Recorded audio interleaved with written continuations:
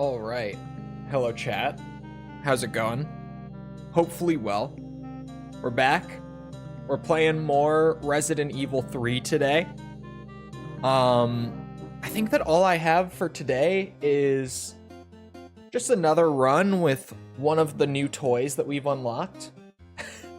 More on that when we get in, if you weren't here for the end of last stream. But it should be good. It should be fairly straightforward, fairly simple.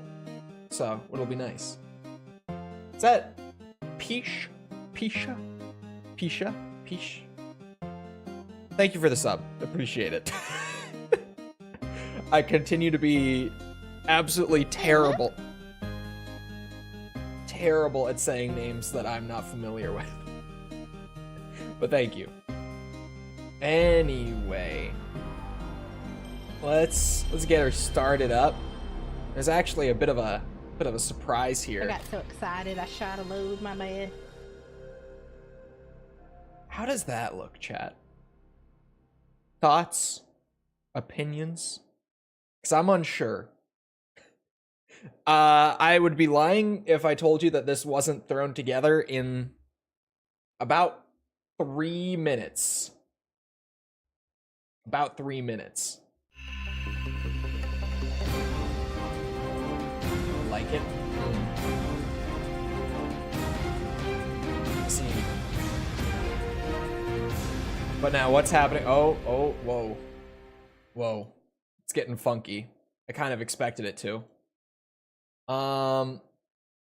Yeah, so I'm trying to chroma key it. Because here, if I turn it off, this is just my chat box. So I was trying to avoid having it have that kind of awkward, like, gray background, you know? This is not new code. This is literally just my custom chat box in a capture.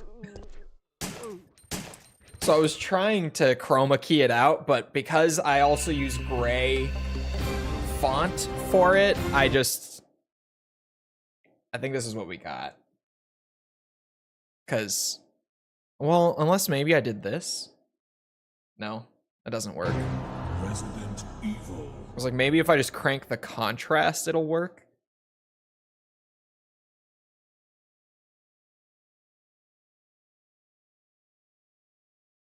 Colors are off. I want black to be true black. Complain to YouTube and Twitch about the colors not being true black. That's not my fault. I can't give you true black because of the way that they both encode video. I guess I'll just leave it with gray background. It's just gonna have to be that way. Even though I didn't want it to be that way. Seems like otherwise, because I use the font that I do, it just won't work. Anyway, we are continuing. Hold on. When I go to epilogue, can I just see like the collection? Oh, you sure as shit can. Okay. So yeah, you can just see that we still need 6 more epilogues. This run though, I am going to get Jill's Resident Evil. Jill's notebook, Jill's journal, whatever it's called.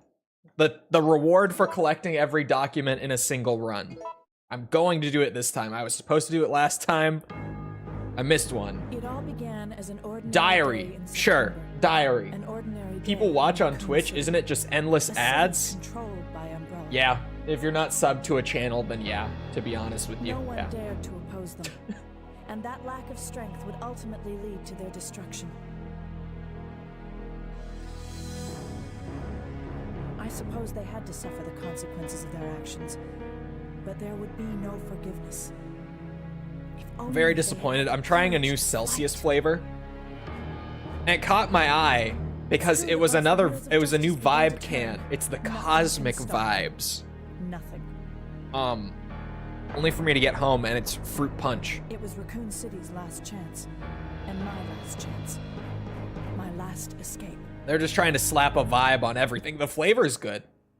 But just, I was like, what is a cosmic vibe? This is It's Fruit Punch.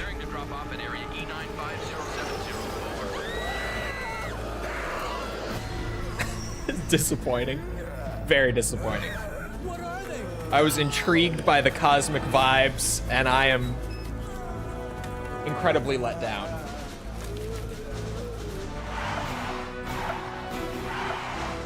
Randomly giving me violet. Yeah, my thing is just giving everyone a random color. It's just for my sake. But I was like, why even bother doing all this graphic design stuff? I already have a vertical chat box that I use every day. So for the 4x3 stuff, I'm just capturing the chat box that I'm reading anyway. The one that I've been using for the last like month or so now. Is it Monster? No, it's Celsius. Cosmic Vibes Celsius.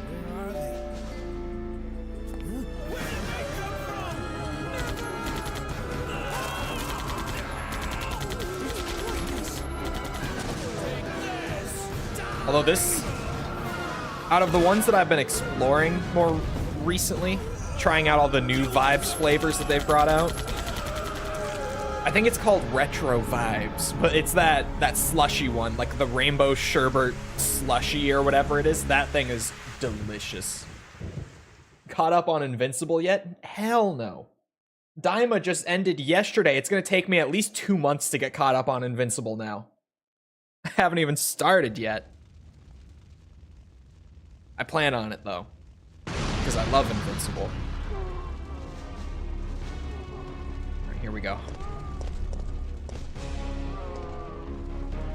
Shit. It's like 6 episodes? Okay. A month and a half then.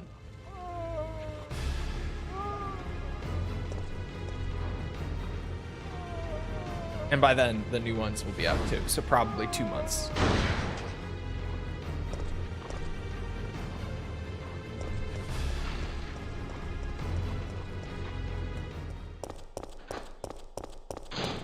I always wait for them all to come out before watching. You're crazy. You're crazy. The monsters have overtaken the city. Somehow. I'm still alive.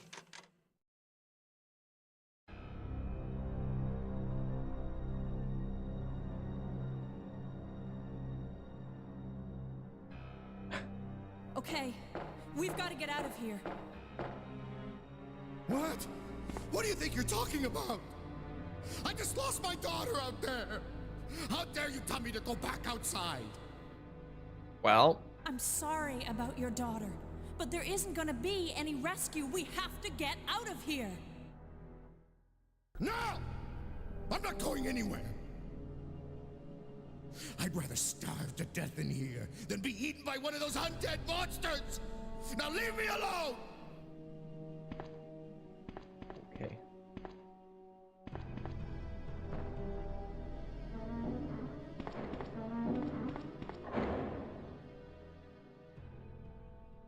This poor dude. He's fine.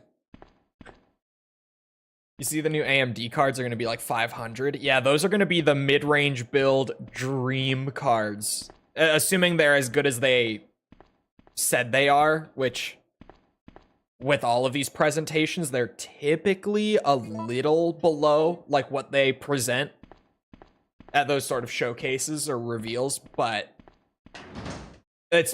they're so cheap that they probably will still be the mid-range dream cards for a bit. Because, again, I don't know if this is going to be exactly how it is. Because to be fair, like, you know, when the NVIDIA presentation happened, I was like, there's no way this is as good as they say it is. And I apply that skepticism equally.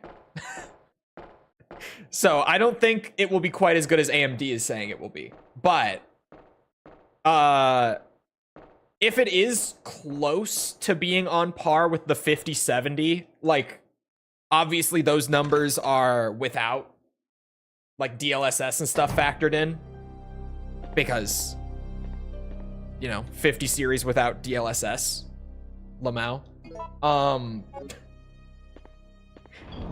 But If it is even close to just being, what's it? Effectively the 5070 in terms of power, then yeah, for $500, that's a card and a half. All right, boys, we got our new best friend for the run.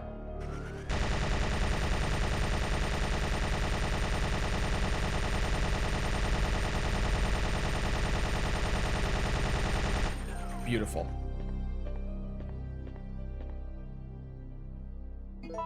FSR 4 does look a lot better than 3, but I worry it's limited to only the new tech. It probably will be. It probably will just be on like newer cards. Because typically that's how that goes. I guess I'll just store these. I know that they're gonna get way too full, but it'll be fine. I can handle that later. Jill's arms will be twice as big by the end of this run.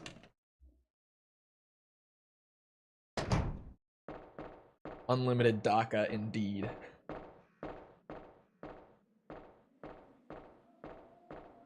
We never say no to some unlimited DACA.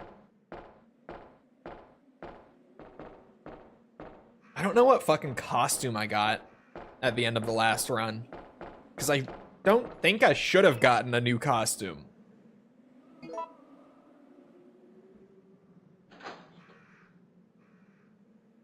They tend to let even several gen old cards run things new, but FSR 4 might be too much. Yeah, typically the reason that the newer revisions of stuff like that are limited to the newer cards is that the older ones just don't have the capacity for them. So I wouldn't be surprised at all if, what's it? If it's just limited to those newer cards. But to be fair, those newer cards are so fucking cheap.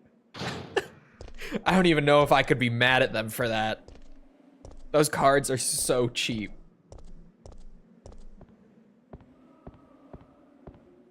RE3 original and remake were both made by a B team. Was remake a B team?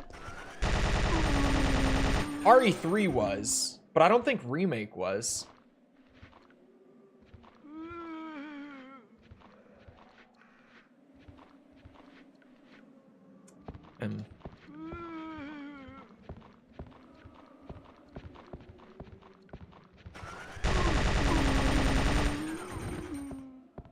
Yeah, this thing should be all right. I think this thing will do just fine.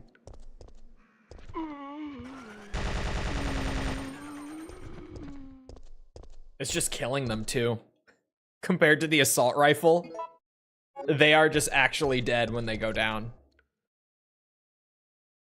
That should be nice.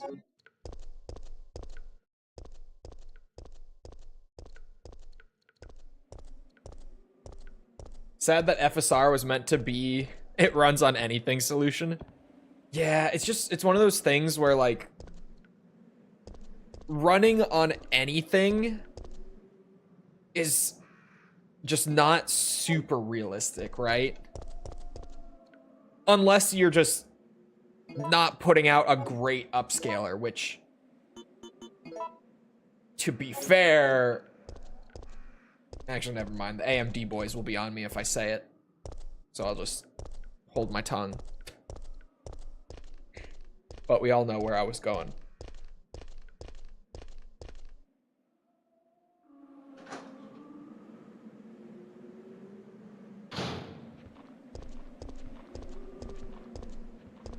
Nemi's still gonna whoop Jill later. Hey. FSR has kinda always sucked. Hey, he said it, not me. AMD fans, it was him. Get him.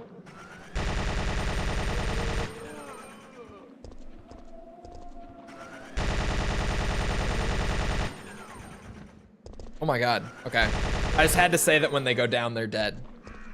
Just had to open my mouth. He'll be fine. I need a change of clothes. More important. Did I actually get a new one? I did get a new one. Is it this one? Oh. Really? This is the GOG version? No, this is the original PS1 version on DuckStation. It was Regina. Okay. I was under the impression that we had to play an easy mode run to get Regina's costume unlocked, but here we are. I guess not. Regina run it is. Regina with the minigun.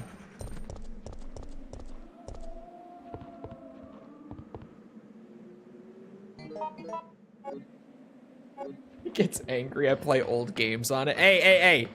I play old games on my fucking 4080 13900K build, all right? I'm sitting here playing Resident Evil 3 on it. Looks much better than the official port. Yeah, the thing is, the GOG ports are great in terms of just like being accessible for PC users. But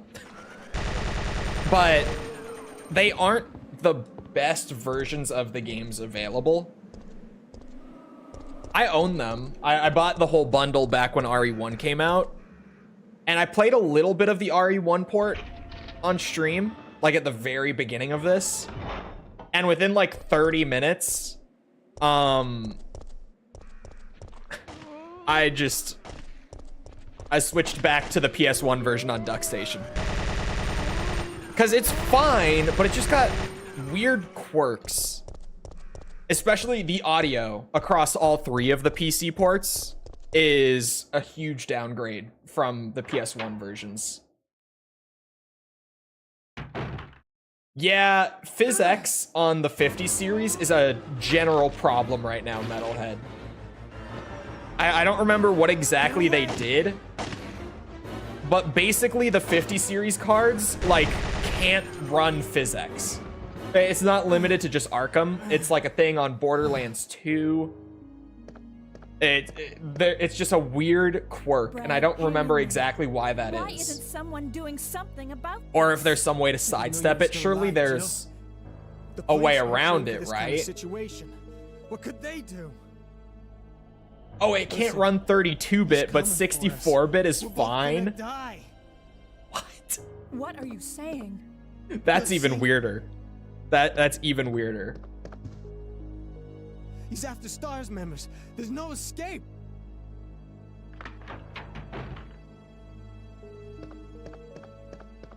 I don't think I've ever played through RE3 like properly with the Regina costume. This is gonna feel weird to me.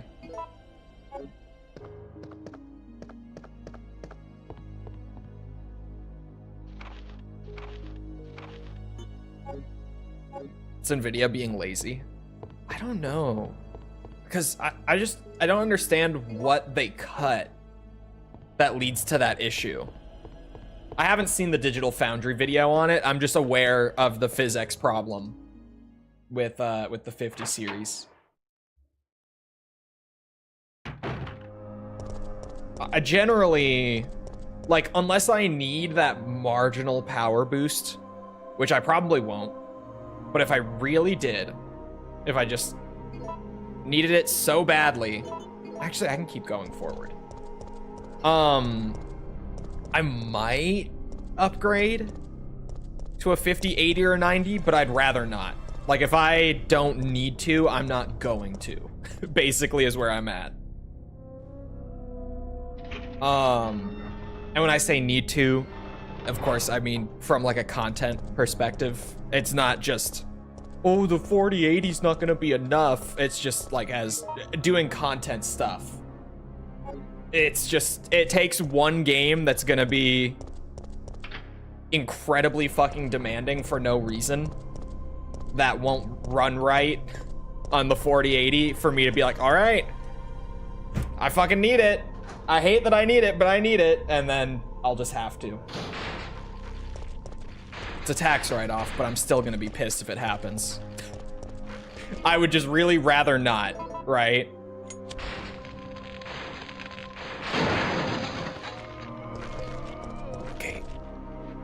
I should be further away from that, I think.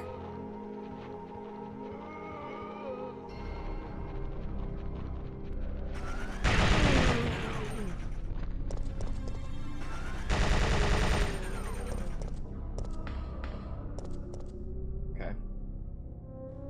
To forget the picture, I'm gonna have to run back through for a bunch of shit. Basically, I'm just gonna go around as normal, and then before doing the train car, I'm gonna go back to round up the documents.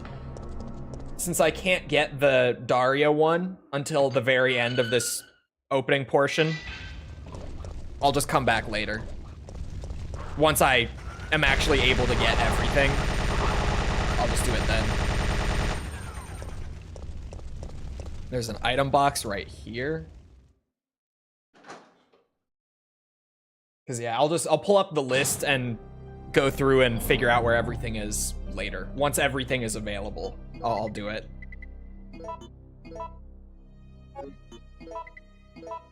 Okay. This goes here. That goes there. That goes there. Nemi is right around the corner.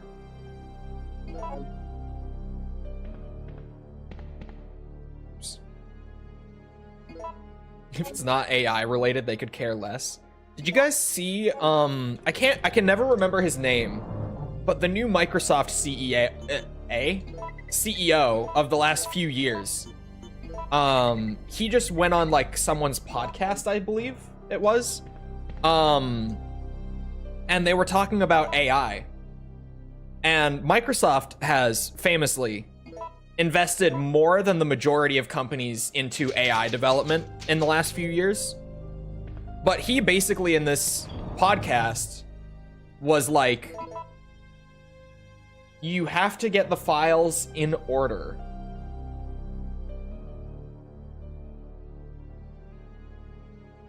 What the fuck? Okay. Change of plans. It's Microsoft funding OpenAI? Yeah, pretty much.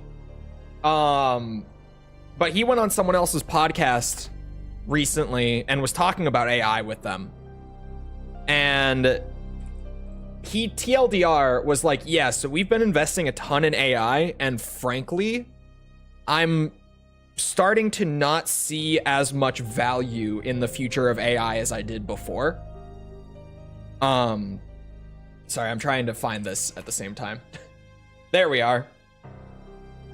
I'm pretty sure what he said was like, we've just been putting more money, and we're not actually getting like real tangible value back on that investment.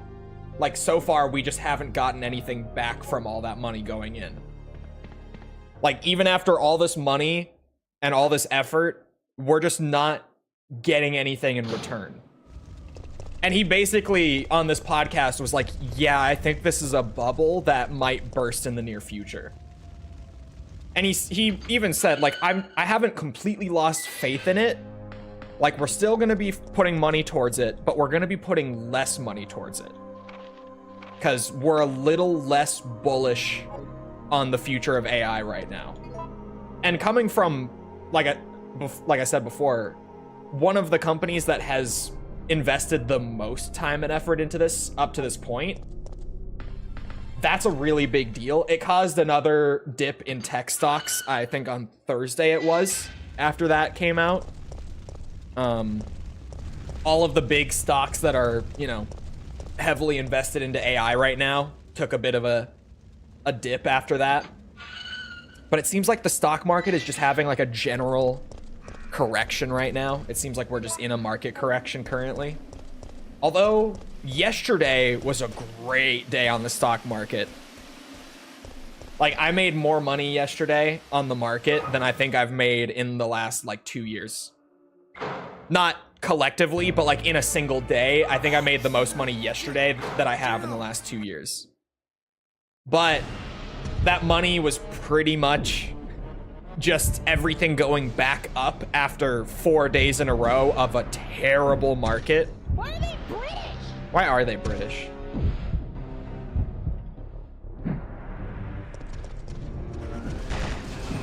Oh my god. Eesh. I got so excited I shot a load in my bed. Happens to the best of us.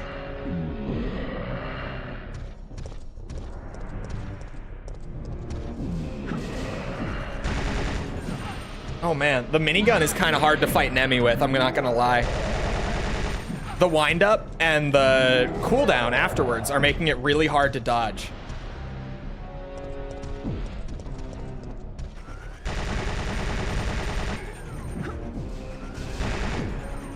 I might actually want the assault rifle for boss fights this run, weirdly.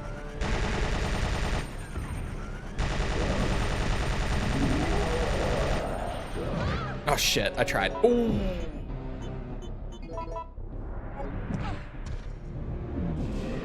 That was the British quote for you, but hello, Jess. Come on, Regina. Oh shit.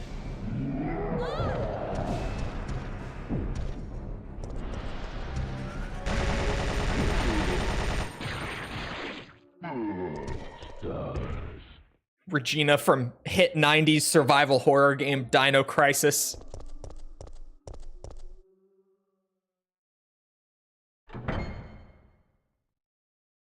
Nanomachine, son.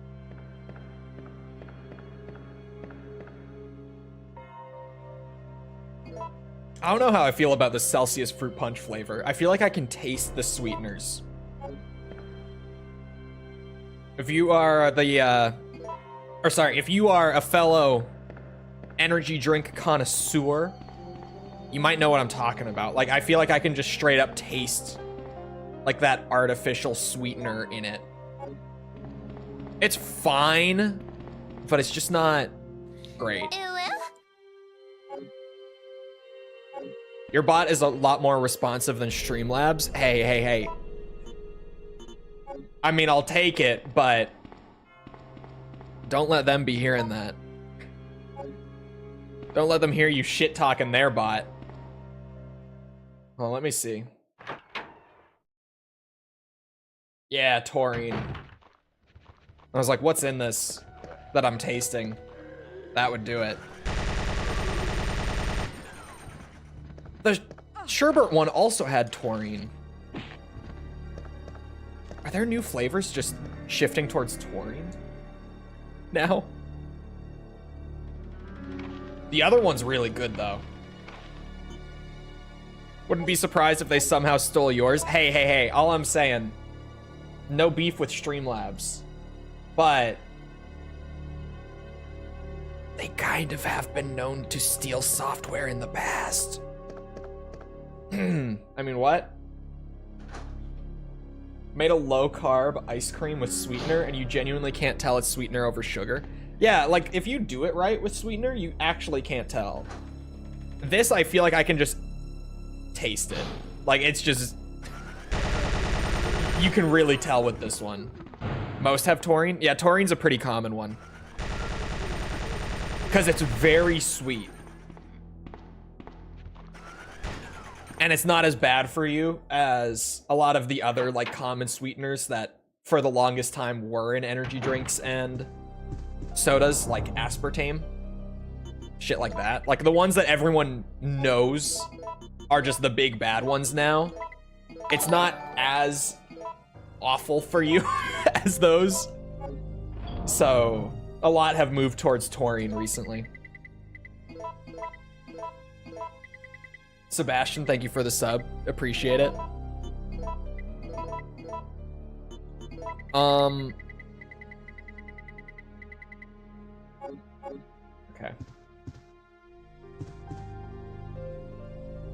Darkroom note was next. Needing to do them in order is some crazy shit. They just really didn't want me to do like a late roundup. Go and get everything when it's convenient. No, I have to do it every step of the way.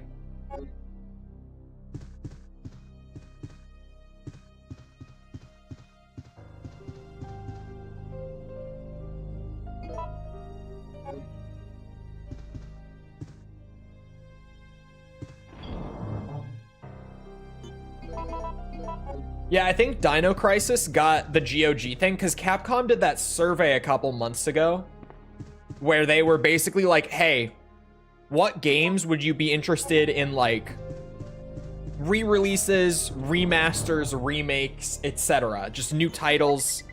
They literally just put out like a huge interest poll for like everything Capcom. And I don't know if it's just because I'm on survival horror Twitter, but I saw so many people when that poll went up like screaming about Dino Crisis because it was on the list.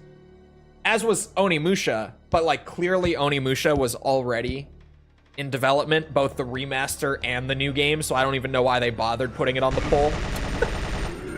It's not like that led to them starting up new Onimusha projects, because like 3 months later, they announced a remaster and a new title that both look pretty far along in development. So I'm not entirely sure what the deal was there, but I saw a ton of people screaming about Dino Crisis when that poll went out.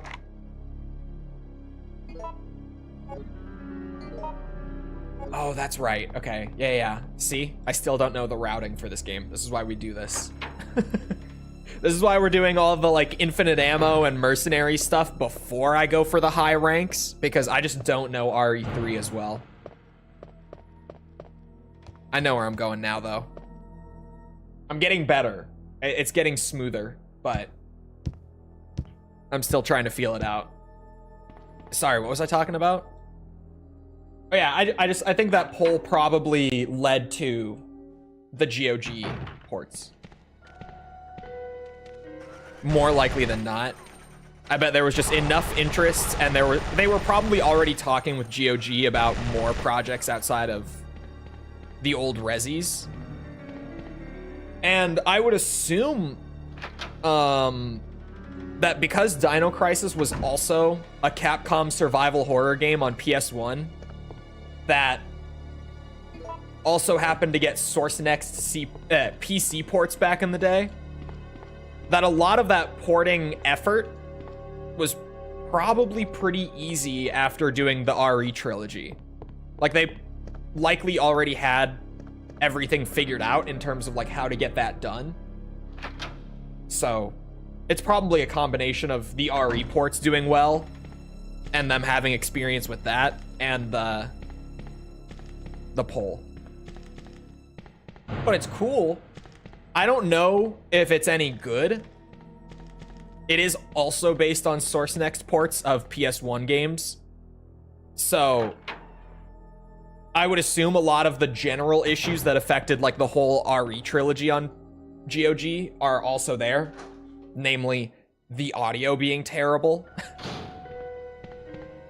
But I'd have to look into it. I have no idea how that little duology turned out on GOG. I feel like less people are talking about the Dino Crisis games on GOG. Like when it happened with Resi, everyone was in my chat talking about it. Like, just everyone was like, hey, did you hear that they're doing this? I was like, yeah, it's kind of wild actually. Dino Crisis port got announced, and I feel like no one brought it to my chat until like a week later. A 131. Why do we need to get A rank again? The A rank runs are for the costumes in this game. You need to get A ranks on hard mode to unlock more of the costumes. I got the biggest wang in the West. Oh.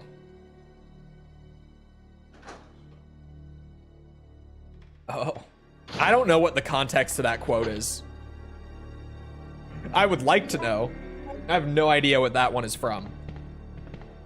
A lot of them I know, especially just because a couple of them I clipped out myself.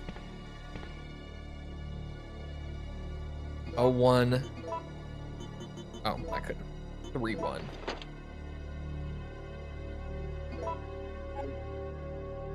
Who has the biggest wang in the East, though? See, that's a genuine question, because here's the thing. False lives on the East Coast. So maybe she means like the Western Hemisphere? Probably. which probably means the Western Hemisphere.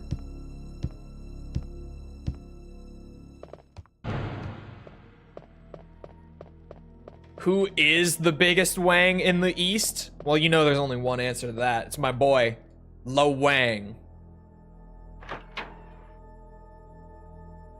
What's the name of the character this costume is based on? Regina. From Dino Crisis, Regina. We didn't get Dino Crisis 3 on PC, though. Why is that, Capcom? Not that I'm, like, chomping at the bit to replay Dino Crisis 3 or anything, but... why stop at 2? Yeah, because it was bad? I'm kind of joking. I know that the reason is probably just because it's not good. Oh, I have to Nemi fight. Ah, shit. There is a first aid spray here. That should help. I could just use the Magnum ammo while I have it. Oh, there's a document there, too, that I almost just missed.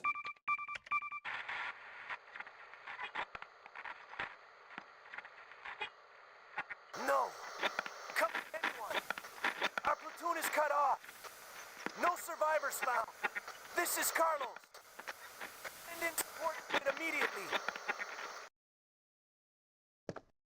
How does grass heal you? The wonders of medical marijuana are a mystery to many of us. There we go. I'm just gonna use the 6 Magnum rounds because it'll be easier to dodge with this thing than with the minigun, and then I'll swap back. Since I just got a free Magnum, I'll use it.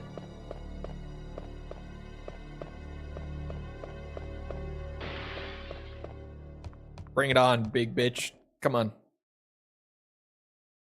It only took me 1 heal last time.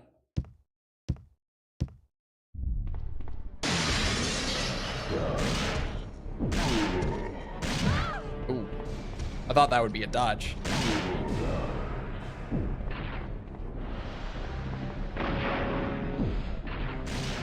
Oh, he's going for round 2. Shit.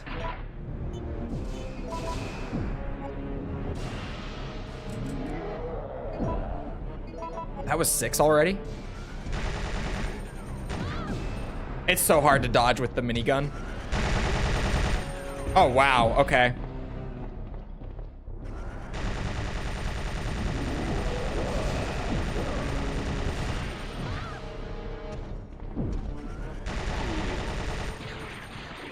That was a hell of a lot easier than I thought it would be. In my head, I was like, oh shit, there's a Nemesis fight and I forgot to save. But that was not bad. Who would have thought infinite ammo minigun plus Magnum just works?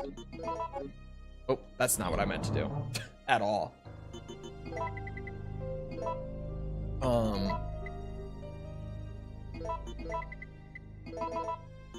Don't need this anymore.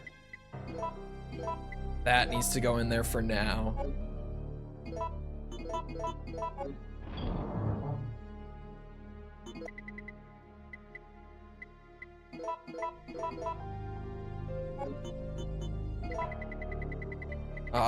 Okay.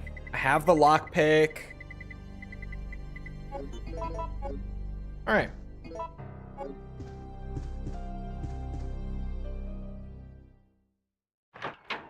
They ported the trilogy separately on the Switch.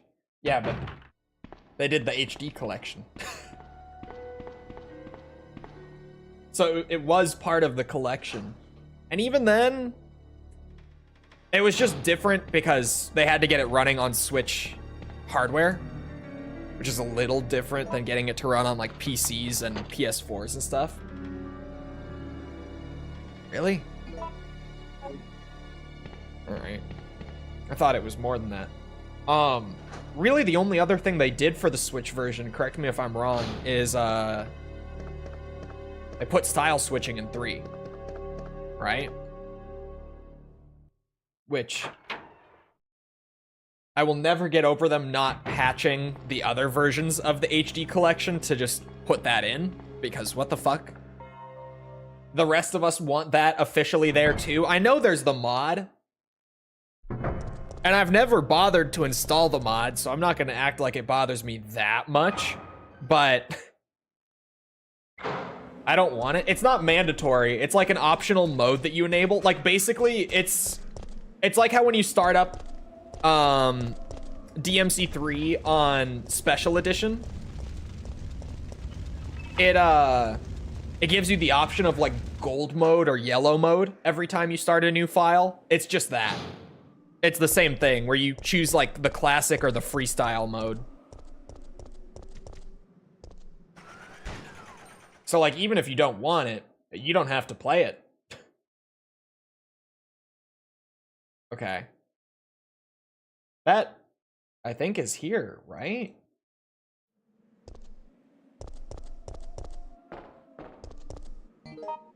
Right? Yeah. Oh, okay. I pushed the button on him before. Oh, there it is.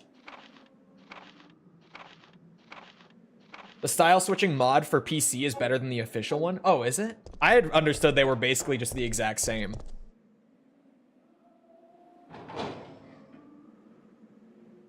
I prefer how you have chat today. Yeah, basically, now that I have both, it's just, like, depending on what I'm playing, it depends on the aspect ratio of what I'm playing, more specifically.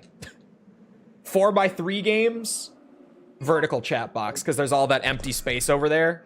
But 16:9, horizontal chat box. That was the intention, like, from the start of me redoing everything. But then everyone liked the horizontal a lot.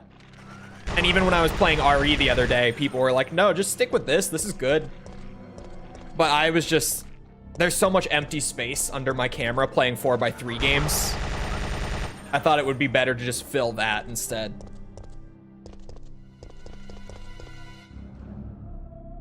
MGS2 is 16:9. It is on Master Collection, or on the Blue Point version.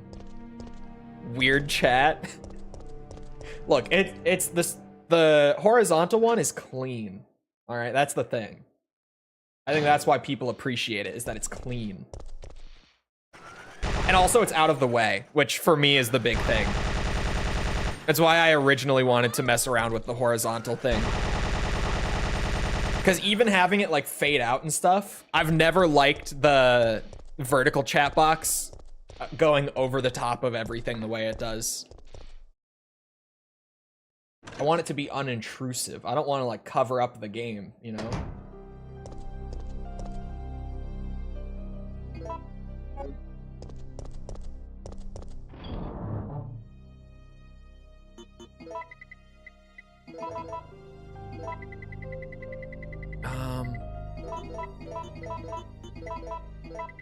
But again, not to act like what I have running right now is anything fancy whatsoever. This is just my custom chat window that I've been using for the last like month that I was showing off to you guys once I got it working, and I was like, look at me, I got the chats combined. It's literally just, I threw a window capture on my custom chat box and threw it on screen. That's all I did here. I was like, why bother with all this like graphic design shit if I already have a chat box that's vertical?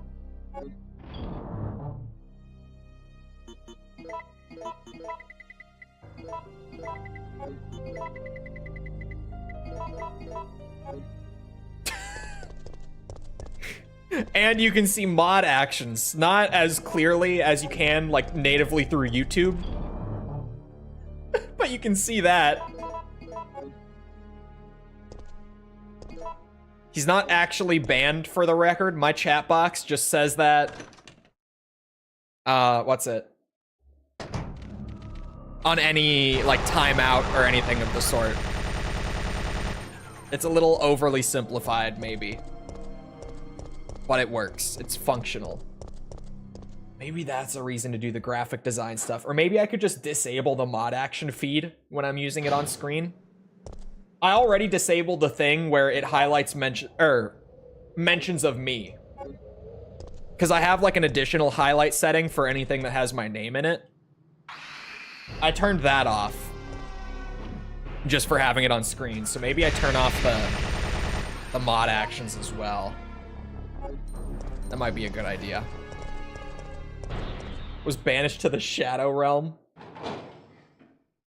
Because one of the things that I like about YouTube in terms of like how banning and stuff works on here is that it doesn't notify people when they get banned.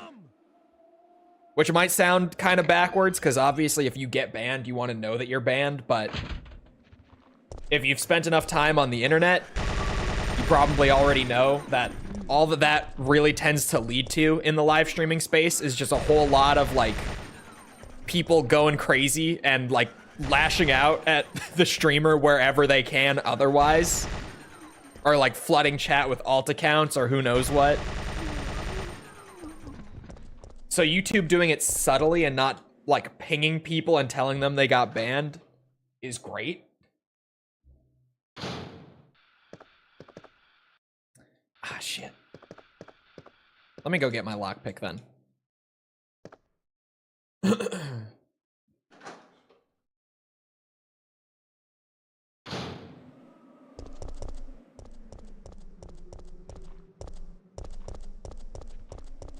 And let me mow this guy down. Regina with the infinite minigun is definitely one of the RE3 playthroughs I've done. This shit is wacky as fuck. This shit is kind of wild, to be honest.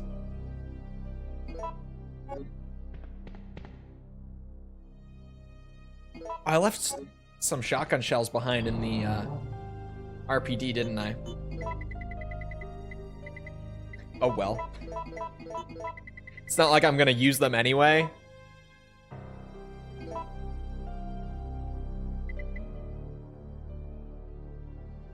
Lockpick is what I was here for.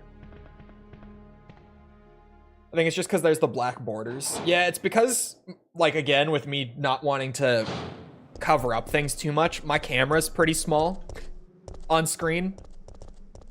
So for the 4x3, I might just make whole separate scenes for 4x3 though. I was talking about that the other day. That's not what I did today. Today I just added in the chat box.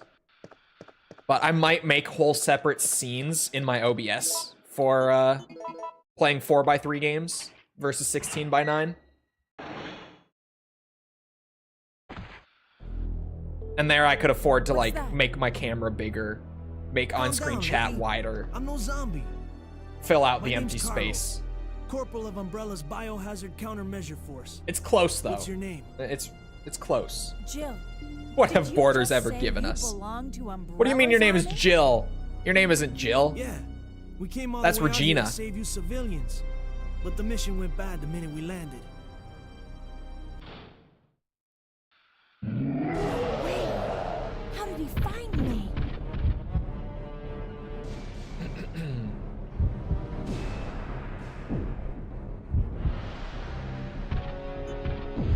Hide in the kitchen, I think, is the option I normally go with. Over here. Oh yeah.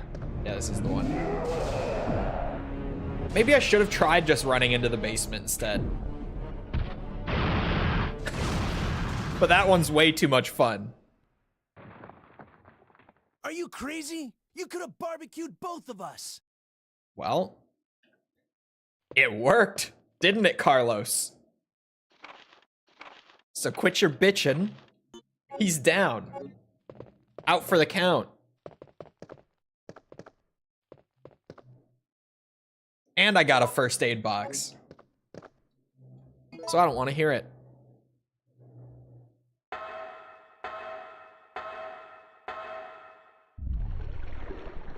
Oh god, not the Nemi music though. Is there anything even down here that I need? No. Well, shit. That's not good. He's gonna be awake when I go back up.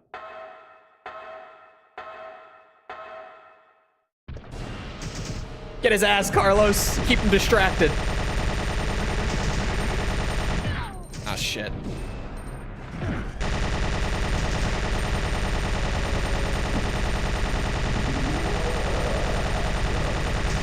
No.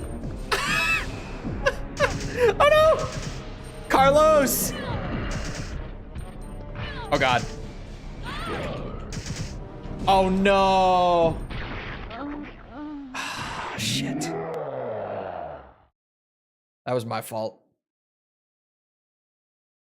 God damn it.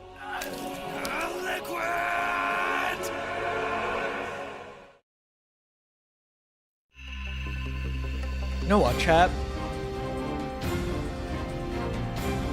With how quickly I could whip up a new live scene in OBS, can you? Oh my god, you can duplicate scenes in OBS. Okay, hold on, chat. Actually, hold on. Oh. Wait, Allie? Is this... Where did I save?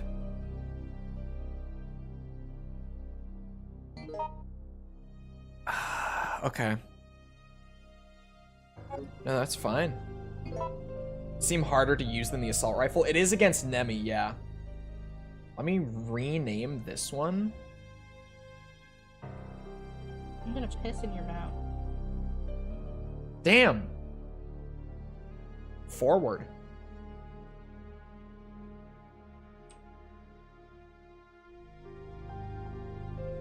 Okay. So many erections! Okay. I have 2 scenes now. I need something with, yeah, a more defined border here. Check this out. Okay. Now check this out. Hold on. Need to get... Uh-huh.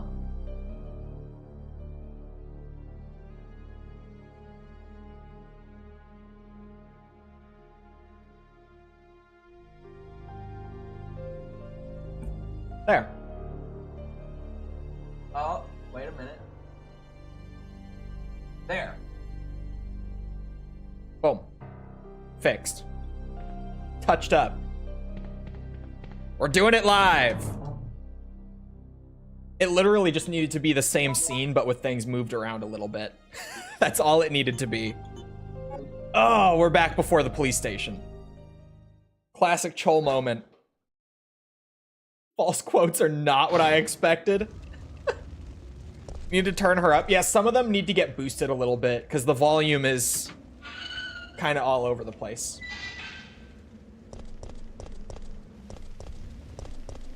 Streamer is moving the screen. I mean, look at it, chat. Look at it. Feel more complete now? You're so large, I know. I made myself big. Jill! Brad! We've gotta...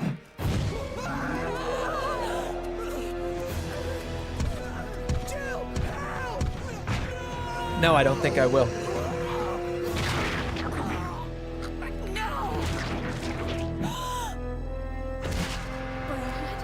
OBS was killing his gains.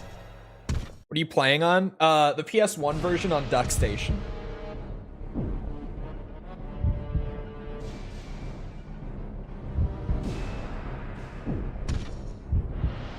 We gotta fight him, right?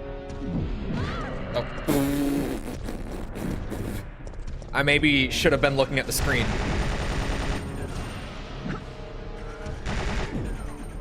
Shit.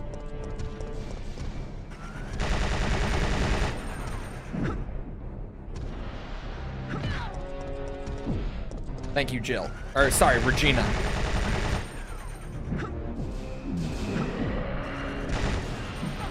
It's so hard to dodge with the minigun because of the spool time. Oh, shit.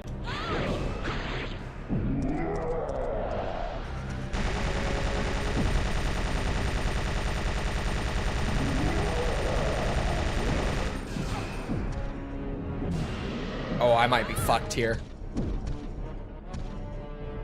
Ah, shit. Oh.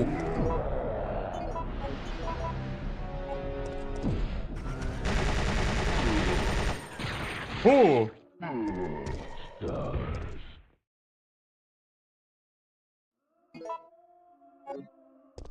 The first 3 for PS1 are flawless. Yeah, it's one of those things where like some of the later versions do have benefits, but you can't really fault the PS1 versions for anything. And the PS1 version has benefits too. Like across the board, the PS1 versions have the best audio quality out of any of the ports of these games, which is so weird. I don't know enough about the PS1 to know why that would be. Like it's hardware, I mean. I know some fun things about PS1 hardware. Like I know that thing had no fucking RAM, which is why like texture quality was always so low on PS1 compared to like other systems, and why 2D games struggled to look good, frankly, on the PS1 or run well. It's because this thing had no fucking RAM.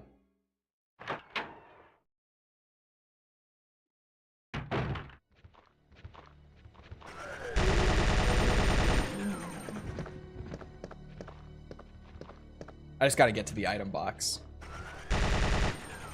Do you still have balls and D's disabled? On YouTube, yes. Because here's the fun thing about those. I didn't make any adjustments, okay? But what Tibby discovered lately is, I forgot to disable them on Twitch because no one was using them on Twitch. And weirdly, with no edits made, they work properly on Twitch.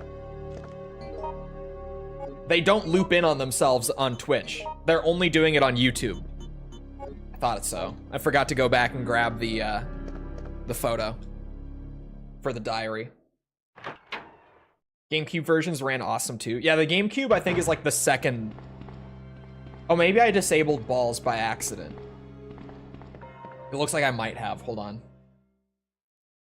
Did I?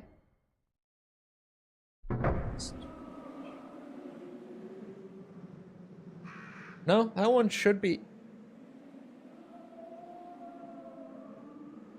That should have worked. The balls, I don't know why the balls one didn't trigger, but there. Oh, it is because of the CD. Okay. That is why. That makes a lot of sense, actually. I don't know why that didn't come to mind for me. It's because the PS1 used CDs.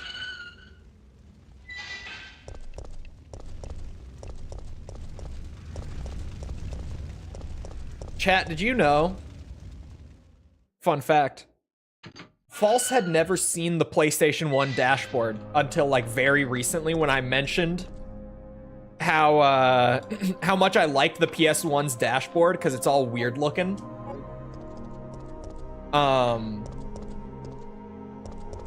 False was like, the PS1 dashboard. And she pulled it up on YouTube and it was her first time ever seeing it. Despite also growing up being a PS1 kid, she had just never seen it before. I've never seen it actually. Bro, that's so weird to me. Maybe it's just because I fucking loved my PS1. Which one? The dashboard. For the PlayStation 1. PS1 had a dashboard? Boring, gray, and boxy? See, he's seen it. Yes, it's such a weird looking dashboard. Which, it kind of has like a charm to it for me because of that. Because it looks weird. I'm not the only one. Get the fuck out of here. I can't believe it. I can't believe that there are a whole bunch of people who have never seen it. It's because the PS1, like when you would start it up, it would just start up the game, but you could exit the game and go to the dashboard.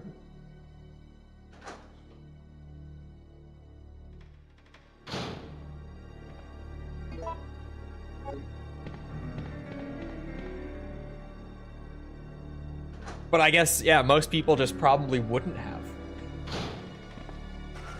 Oh, okay, you didn't have a PS1. Okay. Yeah, there is a, I think it's, isn't it just that the PSX and the PS1 had different dashboards? Correct me if I'm wrong. The camera, question mark? Oh, am I bigger? Phrasing false. Jesus. Yes, the camera is bigger. I enhanced. I was holding off. I was like, yeah, I'll fix up the 4x3 version of my OBS live scene later. I'll make a new one specifically for it. But then I just said, you know what? It'll take me like 2 minutes to make it. I'll just do it live, and I did. I just duplicated my live scene, made the little adjustments, and here we are. I'm big, chat's big, but we're not covering up any of the game. Are you playing so hard to get, baby boy? I'm not. I'm playing Mass Effect.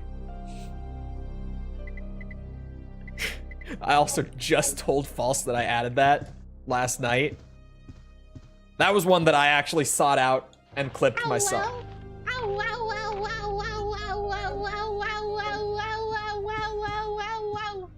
Now I sound like that fucking dog VTuber. That's a long one.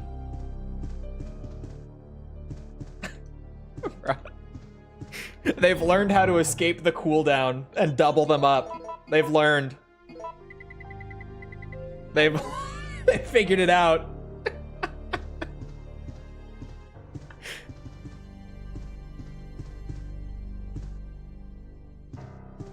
Boy, it's wacky and 90s as hell. It's so weird looking. Like it, to be honest, it doesn't look good, but it has like a weird charm to it. Oh no. I didn't grab Marvin's, fuck. I have to reset then, apparently. God damn it.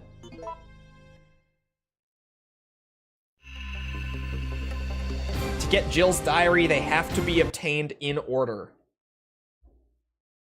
God damn it. Resident Evil. I missed the Marvin one out of all of them. Not reset the whole game.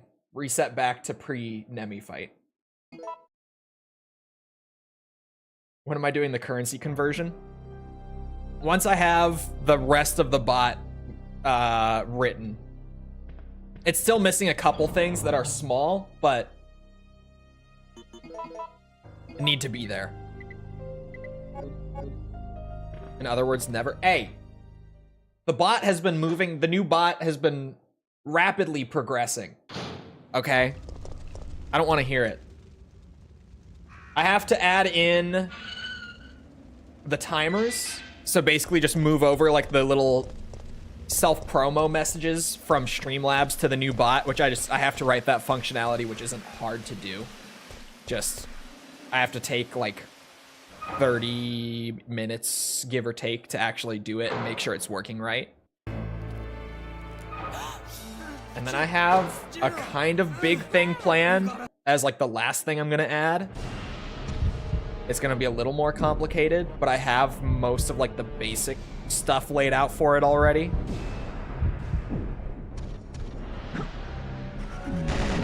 Fuck.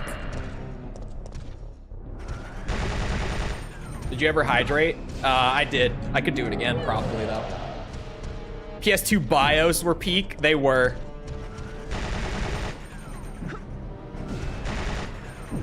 Shit. So hard to dodge with the minigun.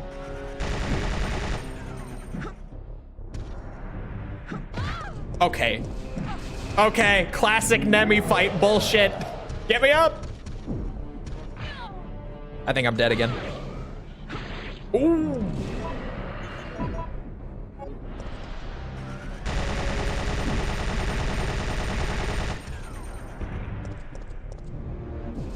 Oh, thank you, Brad.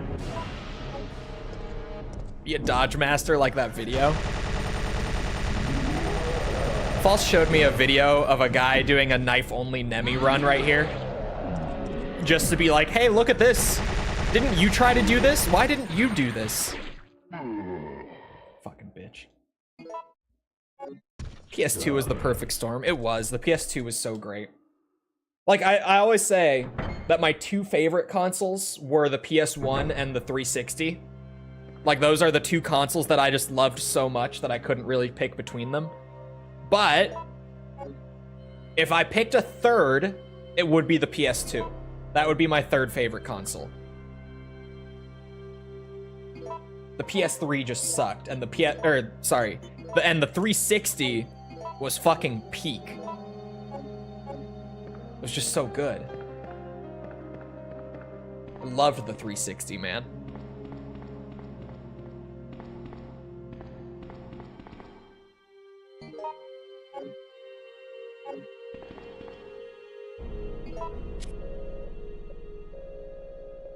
Too many awesome games. That was the thing for the PS1, 0513. Or sorry, not the PS1, for the PS2. Was the games. Like the lineup of just... There were so many games on the PS2. Isn't it still, like to this day, the console that has the most games available for it? Like it just has the most... like just games that you could buy and play on PS2. I think it has more available titles than any other console still. Oh, come on. Oh, sorry, with the dashboard thing though? Hold on. I know some people have got to agree with me on this one for sure. We even got on the dashboard topic in the first place because I mentioned something about the original Xbox's dashboard and how fucking weird and alien and cool that shit was, and she had never seen it, and that's how we got started on like console dashboard talk. I was like, dude, the Xbox dashboard was so cool. The OG Xbox had the coolest dashboard, and she had to look it up. Who here had an original Xbox and knows what I'm talking about? Fifth biggest library. Only the fifth? I thought it was the largest library. I guess not. I'm disappointed now. Xbox had the edgy stuff. Man, the original Xbox was just cool. It was just... that was all the original Xbox wanted to be, and it was. That thing was cool, man. The original Xbox startup is my second favorite ever, behind the PS1. The PS1 startup. That shit, it makes me feel like a kid, seeing the PS1 startup. But man, the original Xbox startup with like the weird little green ball that like pulses and then turns into the Xbox logo. It's so good. That's so good. The Switch? Actually, okay, the 360 doesn't surprise me. The 360 is second place. If I'm reading this right. That doesn't surprise me because the 360 had Xbox Live Arcade, which would have really added a lot of titles. Oh, it's not in order. Where is it then? Where's the 360 on that list? I hated the OG Xbox controller though. True. The Duke. Bro, recently, I can't remember who it was, but I came across someone, I think like through a Twitch raid, I want to say. I don't think it was a streamer that I've ever really watched, but it was someone streaming something, and they mentioned like the Duke being big, like just out of nowhere. They mentioned the Duke controller, and I was like, it was big. That was a big boy, certainly. And then they were like, yeah, that's the controller that I use, like, to play games on PC.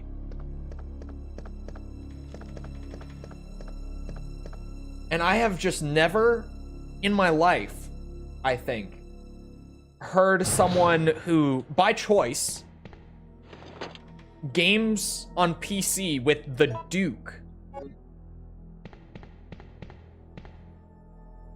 That was crazy talk to me. That was fucking crazy to hear.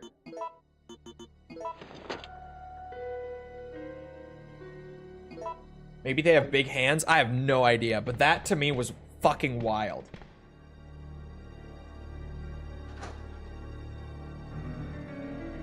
Do you accept game donations? I historically haven't, but not because I'm like, nope, don't give me games. More just, no one has ever been like, can I buy you this game? Well, actually, it happened one time. Okay, actually it did happen one time. You guys know Ryan? This did happen one time. Way back. 2023. Yes. Ryan was like, all right, I was playing Ocarina of Time for stream. I was 100%ing Ocarina of Time because I wanted to, because that game is awesome. And Ryan was like, all right, how much to get you to play Breath of the Wild, huh? Do I have to buy it for you? And I was like, well, if you did, maybe I would play it. I don't. Dude fucking sends $100 super chat 2 years ago. In terms of me on YouTube, yes, that is 2 years ago, or like way back. Because I only moved to YouTube in 23. No, 22. Wait, this would have been 2022, right? Yeah, okay, no, this was 2022. Not 23. This was 2022. Oh my god, no, this was 2022. Because I was like, this was my first year on YouTube. This wasn't 2023. This was 2022 that this happened. Yeah, that's right. It was 22. But I've only been on YouTube for 3 years. So, for me, like being in the first year of me being on YouTube, it is like way back.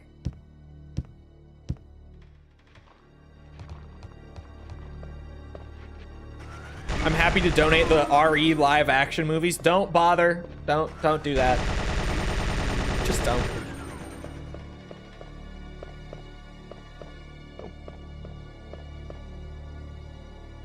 I'm happy to erections. I'm happy to gift you Kingdom Come Deliverance 2. I don't think I could play it right now. Because I would have bought it. I would have been there. I appreciate the offer, but I don't think I would get to it anytime soon. Piss on him. Piss on him. Piss on him. Piss on him. How much would you ask to review RE Netflix? Don't make me watch it. Don't make me.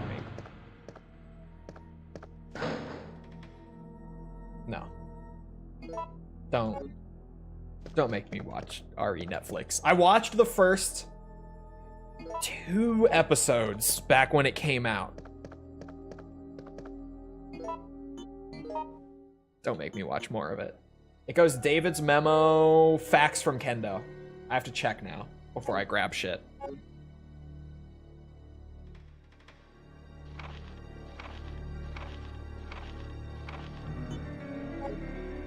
When can I expect my mod privilege payments? So... Thank you, DS, for gifting a membership to The Edge. I think that's The Edge. The Edge. Thank you. So here's the thing with the stimulus checks / mod privilege, but it would just be the stimmies. I kind of broke something. So I actually can't give points right now because it's not working. It was set up, but then because of like a weird way that I set up something else in the bot, there's a conflict that has now broken it. So that's why it has to happen after I get like all the other functionality working.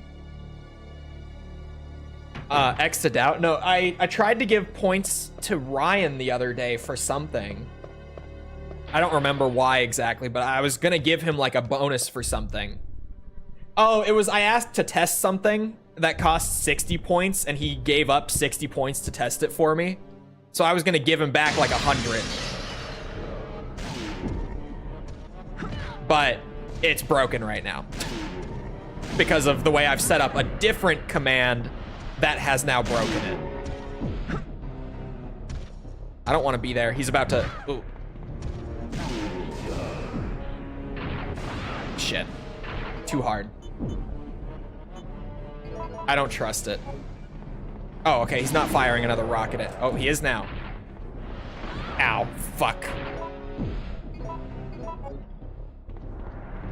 Is it not just a variable in a spreadsheet? No, it's a variable in C#. The bot's written in C#. I'm not using like a spreadsheet for it. It's just being stored in the bot's script. Ah, fuck.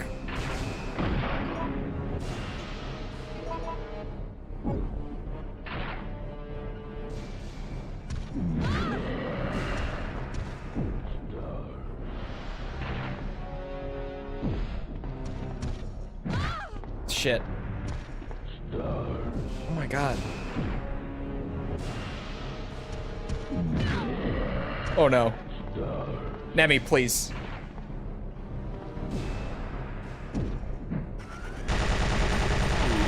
Oh my god. Sweet Jesus. Okay.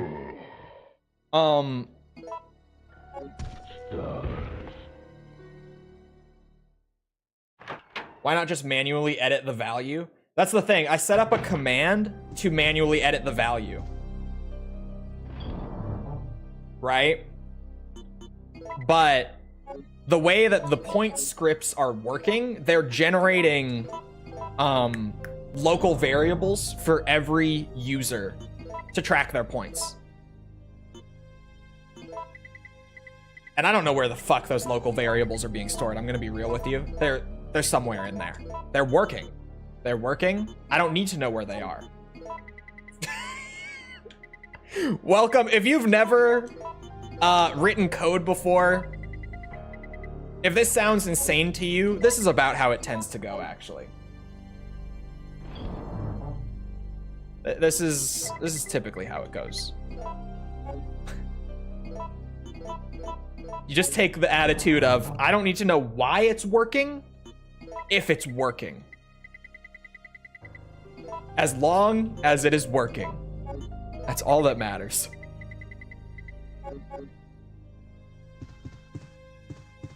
Do I have to type in chat on Twitch to get optimal coins or what? No, Twitch is being handled through Twitch. YouTube, the way that... Well, so is YouTube. The way that users are tracked on YouTube, your name will appear in the user list after you type for like 5 minutes. But then after a few minutes of inactivity, I don't know if it's 5, it's something like that. But after you're inactive in chat for a few minutes, your name gets removed from the user list. And I can only track the user list from YouTube, like the list that I'm provided by YouTube. So, you know, I just have to use that. But Twitch tracks things differently. And Twitch just gives you points if you have the stream open, whether you're lurking or not.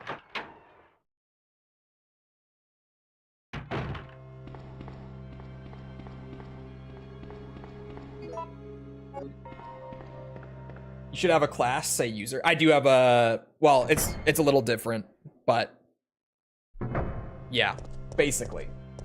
Because I'm not in like Unity or Unreal or anything, so it works a little differently. But yes, basically. I have a parent that is user. And then anytime it needs to track a specific user, it's creating a child of the parent to track any variables for them.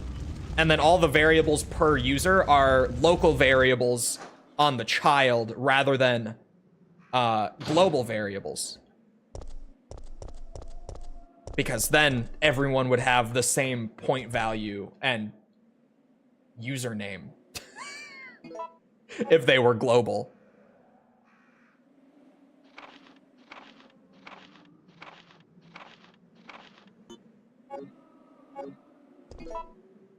Hold on. So, okay, I haven't fucked it up yet. After Merc's diary is the city guide that's in the restaurant. Okay, okay.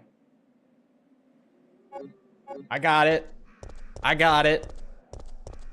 Jill's diary, here I come. Not gonna mess it up this time.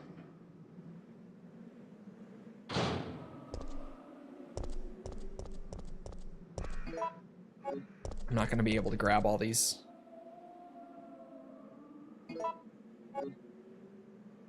But what I'm getting at is I don't know where exactly I'm storing all of the generated, like, children and local variables for them. I don't know. Well, they must be getting saved in a file somewhere. I just don't know where the fuck that is, to be real with you. Because they are persisting through streams. Maybe they are just... I don't know where they are. I'm trying to, like, think through it. I don't know where they are. I could probably go look and find them. But it's so much easier to just create automated systems with, like, commands and stuff and not have to worry about using the files and editing them manually. Modular systems. Don't know if you've ever heard me yap about that shit.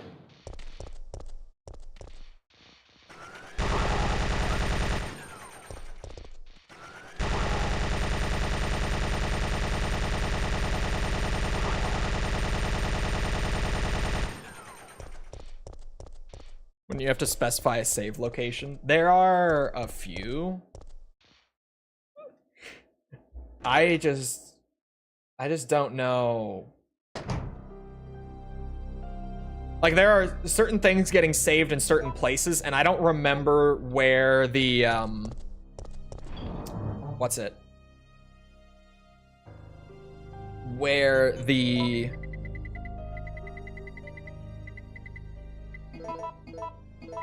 children, or sorry, no, sorry. I don't remember where...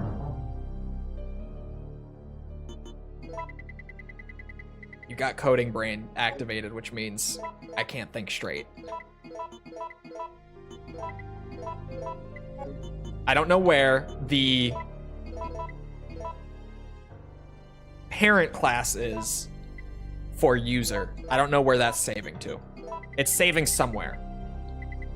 I couldn't tell you exactly where, but it's saving somewhere.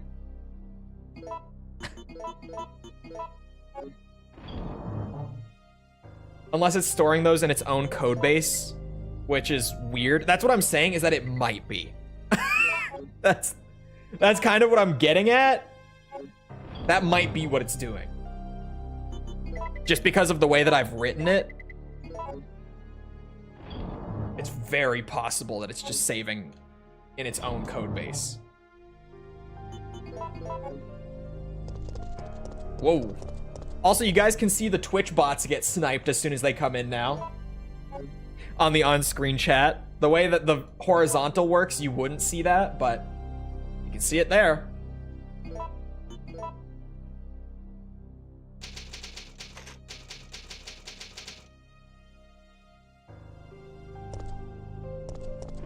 Ask the parent to give you the child and the points. I probably could. But then what do I do with that? What the hell is your code? It works. All right. I would like to remind everyone, I have a degree for this shit. If you ever want a good example of why degrees don't mean that much, just ask me to explain my code to you. And you will start to question how the fuck I have a 4-year degree. you will seriously start to question it.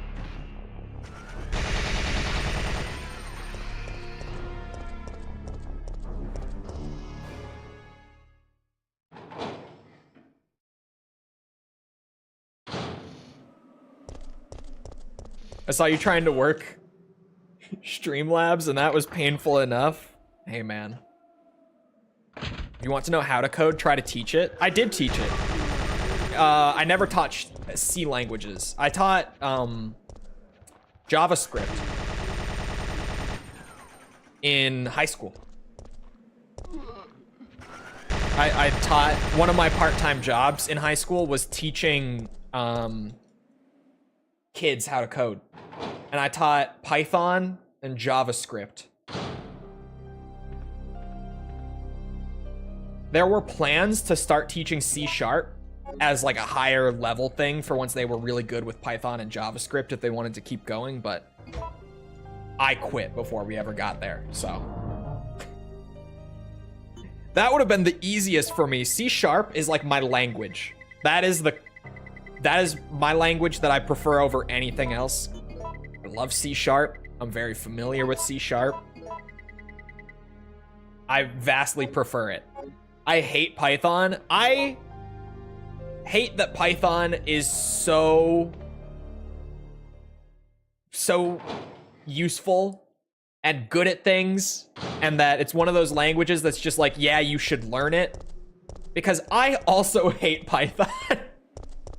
I don't like using it, but I know that it's good, and I know that I need to know how to use it, but I hate it. I don't like using Python. But it's so useful, unfortunately. Oh, okay. We're spinning. I'm gonna grab everything first because I want to try the other option here. I don't think I've ever seen it. The other live selection option here. I don't think I have. No gunpowder this time. Yeah, but can you make text bold in HTML? I'm terrible at HTML. I have a minimally passing knowledge in HTML. And CSS also. Also, like, barely passing, but I can maybe do some stuff with it. What's that? If I have documentation pulled Calm up, I down, could do lady. way more. I'm no zombie. My name's Carlos, Corporal of Umbrella's Biohazard Countermeasure Force. Oh, hello, What's your Hazriel. name? Jill, did you just say you belong to Umbrella's army? Yeah, we came all the way out here to save you civilians. But the mission went bad the minute we landed. Wait, how did he find me?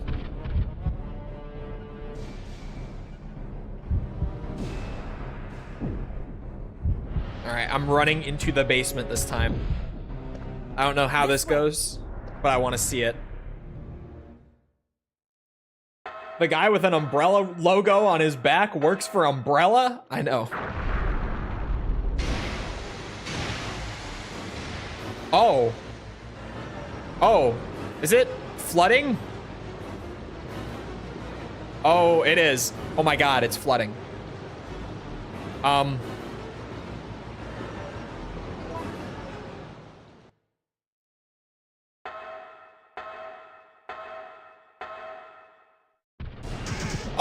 Oh, get Carlos instead. Go after Carlos, thank you.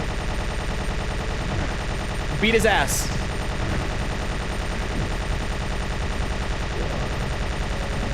Carlos, help me out. Help me out, man. Don't kill me here, too.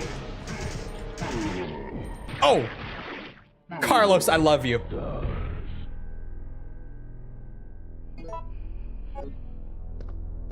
All right. Oh, what? This all gets blown up anyway, somehow? I guess that's how he got it to flood the basement? He blew up the shit anyway? On purpose? Question mark? I don't know. Don't ask me. Wait, Piss in your mouth. I have to ask you something. I know. You want to ask That me was out. quiet. All the foxy ladies love my accent. It drives them crazy. What? Keep dreaming. Azrael, thank you for renewing Tell your membership. me, Thank why you. did Umbrella send your team in? We're here to rescue the civilians.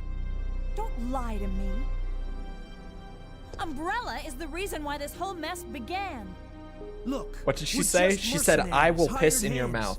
That's what Do she you really said. think the master would tell his dogs why they have to retrieve the stick he just threw? If you want answers, you should talk to someone else. I am not with Umbrella. Believe it or not, we're only here to rescue the civilians. If you can trust me, then help us. Think about it. Your Dark Souls 2 video is the first to use your modern thumbnail and design. It is. I also... People get very mad at that video. I don't know why, but... I'm so fucking bad. Yes, you are. I don't know why the Dark Souls 2 video has picked up more traction lately, but it has. It's been getting a lot more views recently, which I don't love. Because I'm just getting angry comments about it. Like, how this video, I agreed with all of you, and then they're, you know, at the end I'm like, this was kind of just an in-joke. I made this video literally just to piss off some people in my live chat. Because that was before I was like actually regularly doing good videos.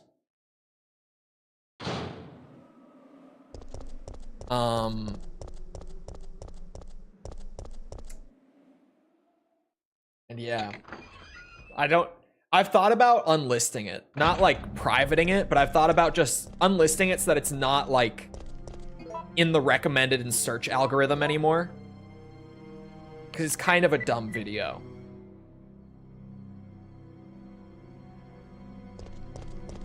But at the same time, I've also had my more rational side be like, normal people are not going to get pissed off at this video. Like, and even if they do, why do I care?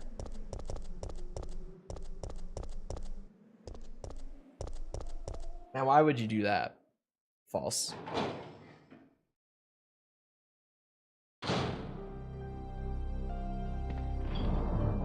Now, why would you do that?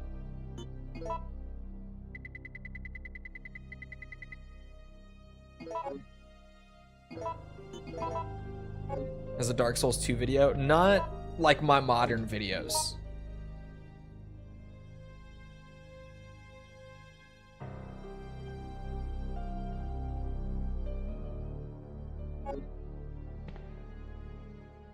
You called me bad? You called yourself bad. I just agreed with you. Oh. Shit.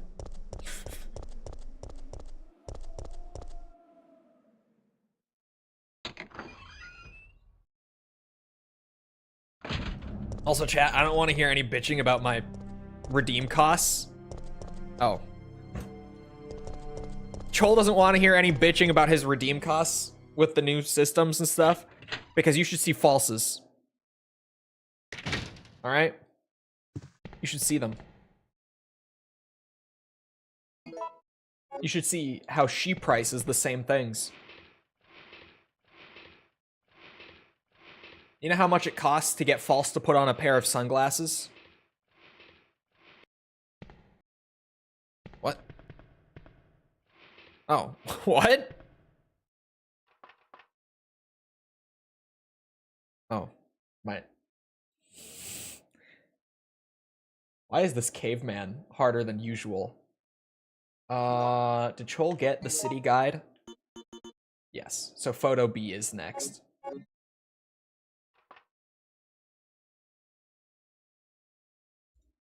YouTube redeems aren't as expensive. The YouTube redeems are cheaper to make up for the fact that there's no sub multiplier, and there's also no point bonuses. Like Twitch does that thing where occasionally that little box pops up that if you click on it, you'll get a like a 50 point, 60 point bonus or something.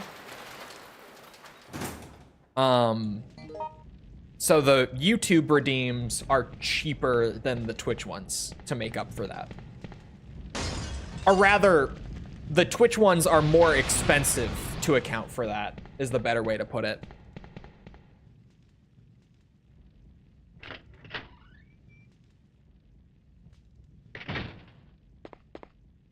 It's not Chole wearing a wig, it's Cholewig. Chulewig. Chulewig. Chulewig.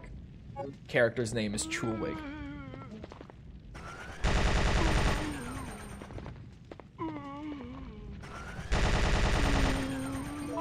So is this the next? Yeah, photo C.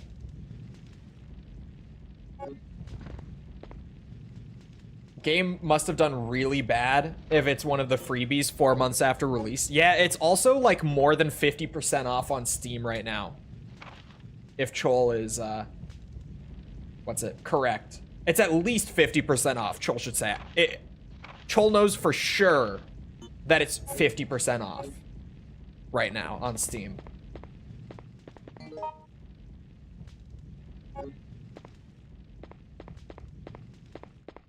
What? Yeah, well, what was the figure that they gave out? They, like, EA said that it performed, like, more than 50% below their expectations or something. So we know that it did sell pretty badly. It did not sell many copies. How much is the liquid? The sound redeems are 60 on YouTube right now. More on Twitch because Twitch generates more points. The prices are roughly equivalent. Yeah, it didn't break even or close to.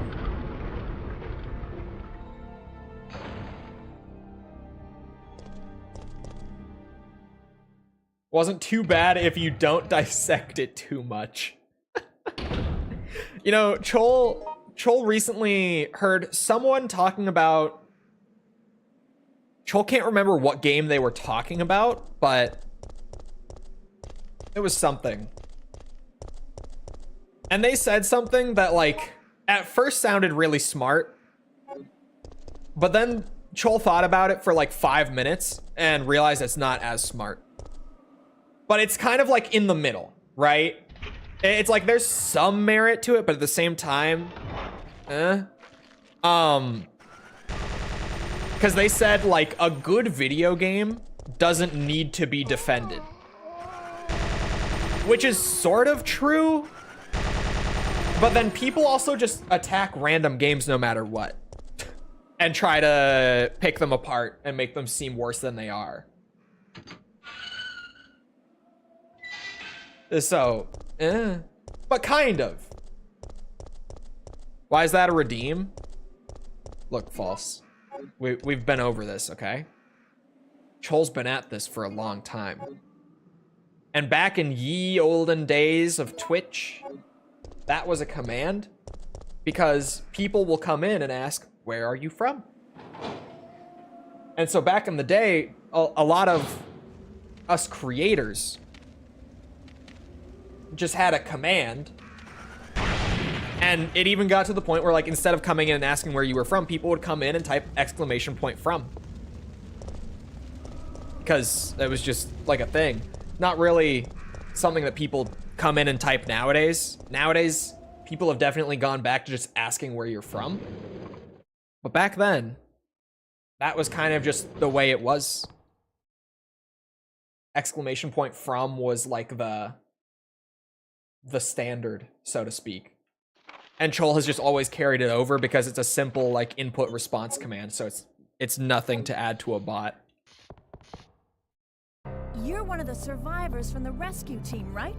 I just ran into your teammate, Carlos. How did a girl like you manage to survive? Hey, I'm no ordinary civvy. I'm a member of STARS. Stars? You mean the RPD Special Force Team? Why did it just respond in both? Hey, is someone wounded back there? Same reason it was doing that for some commands before as well. Chole need to fix that. It's like a per command issue. This looks bad. They're coming. Get ready. Fire. Fire. Stay together. Calm down. You're safe now. Everything is gonna be okay. Yeah, the name colors are random on YouTube. Because YouTube, you can't choose your name, and instead of just having everyone's name be gray, it's just Jill, pulling did you decide random to help us colors out? that you can have on It Twitch looks like and we're the applying only them to ones who YouTube survived. per user. We should work together. No, we can't trust her. There we go. Caveman is up. Why? But Sergeant, we need her help. Our unit's down to you, me, and Lieutenant Mikhail. That's Next it. stream will be And different Mikhail's hurt colors. bad. If we I don't think so. I cooperate, think we the won't be colors are walking away from this consistent. mission. I think they stay the same. Because I think they're being stored. Fine. Then let's go over our plan. On Twitch, you can just choose We're what moving color to you the want to drop-down be. area, which is the But on designated YouTube, target everyone's zone name for is the gray. extraction chopper. Once we get there, So and give Chole the just signal, pulled the chopper Twitch will like fly in colors pull us and out. applied them randomly per user. Like every time a new user That's a appears lot in of YouTube ground to chat, it cover. randomly assigns a color and like I don't boom, think we can make it on foot. that's their color. The main problem we have is that the landing zone is cut off from here by the fire. Aquatic so we have blue, no choice yeah. but to use this cable car to navigate through it. Fortunately, we can also use it as a moving shield to get us through the worst areas. That works for me. Good plan, sir. Okay, people, let's get moving. Jill, put this on.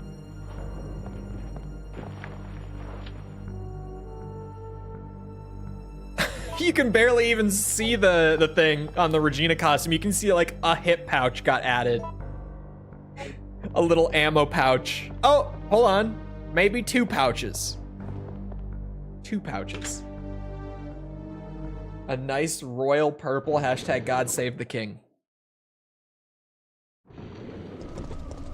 Comment. Oh. Damn the spool up. It's a lot of fun aside from the spool up.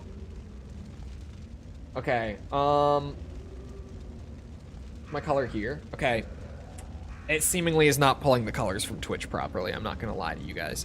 It seems like it's maybe not working right, but just ignore that. We need to go to the sales office next.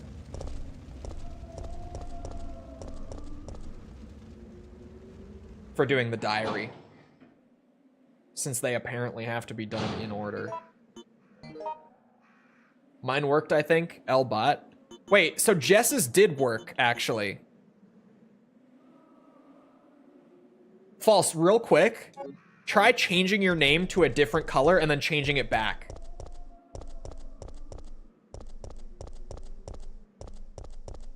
If you would.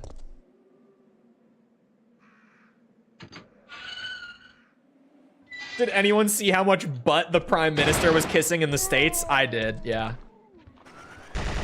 Bro, I also saw the Zelensky thing. I don't know what his game plan was there. I've seen it now. I watched it and just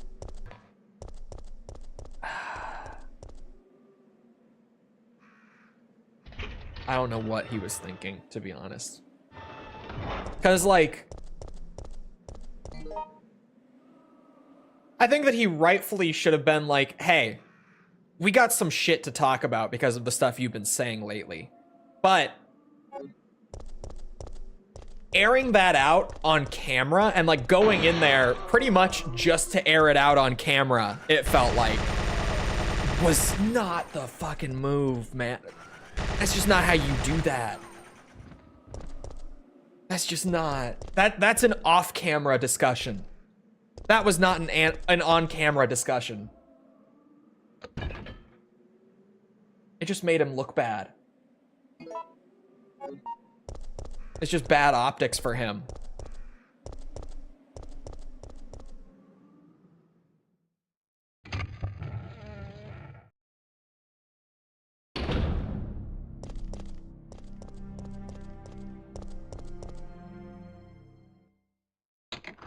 It's scary and sad. Yeah, that's what I was talking about, is like the shit that Trump was saying was bullshit. So like he definitely, like Zelensky rightfully like went in there kind of pissed off, right?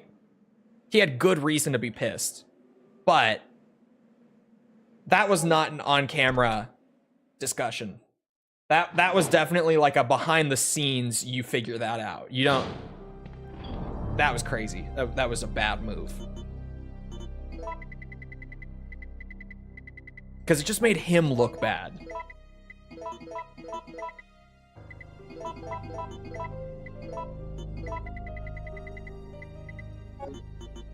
It felt like watching a teacher dealing with... No. It felt like watching a teacher deal with, like, that one kid who's always making trouble. Right? We all, you know, in, like, high school, middle school, whatever. You know that one kid who was always just way out of line? It felt like that. It felt like Trump was that teacher that had to deal with that kid and just be like, hey, you don't get to do this. Like, you are not in the position to do this right now. It was like uncomfortable to watch. It was not pleasant to watch in any way. It was genuinely uncomfortable to watch.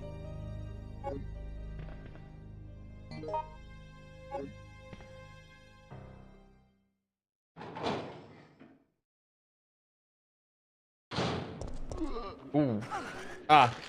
If I remember correctly, wasn't Zelensky supporting the opposition? Who do you mean by the opposition? Do you mean the Harris campaign?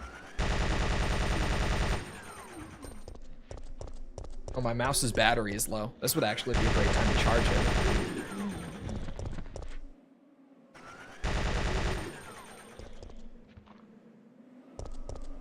Because yeah, he did come over here and support the Harris campaign. That is true. Hold on. I gotta plug my mouse in and charge it. Since I'm not using it right now, it's a great time.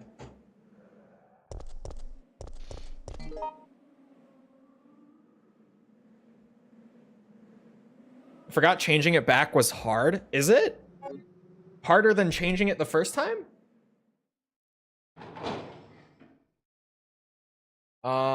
You have to find the right color.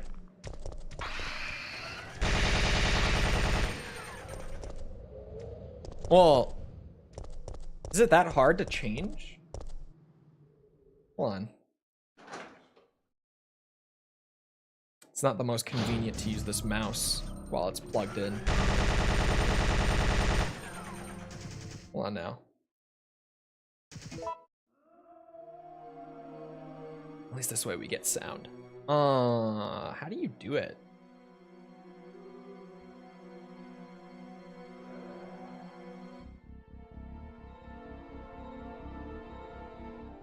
Your color's a little off, False. Don't know if you know. It's not quite right. The Fool, thank you for the sub. Appreciate it.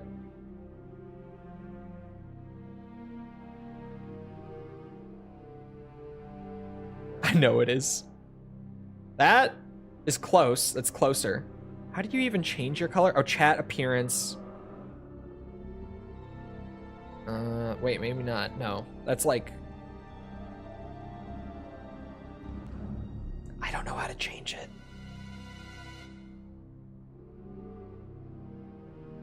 Out of my way.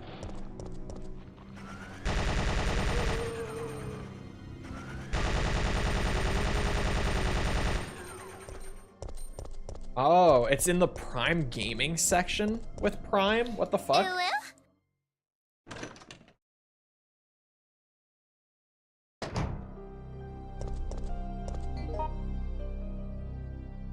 That's right, I'm going way back.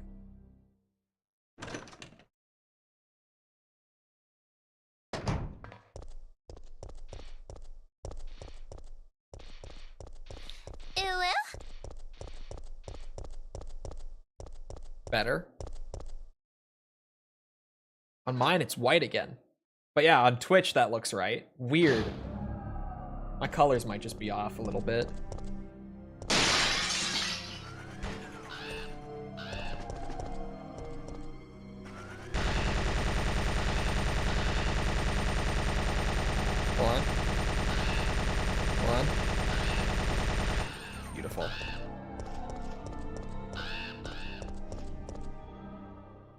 Oh, it's because it's a Twitch Prime color, so it doesn't know. Could be. Very possibly. Could be.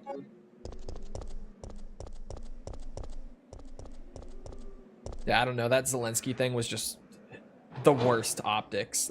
That was just not a good look. Ah, shit, I forgot the wrench for the hose. God damn it. I got so excited I shot a load. My bad.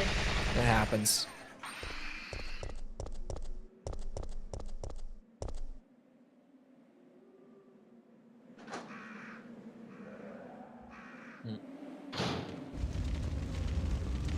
I done forgot because I saw the D. That also happens. Oh my god, dude.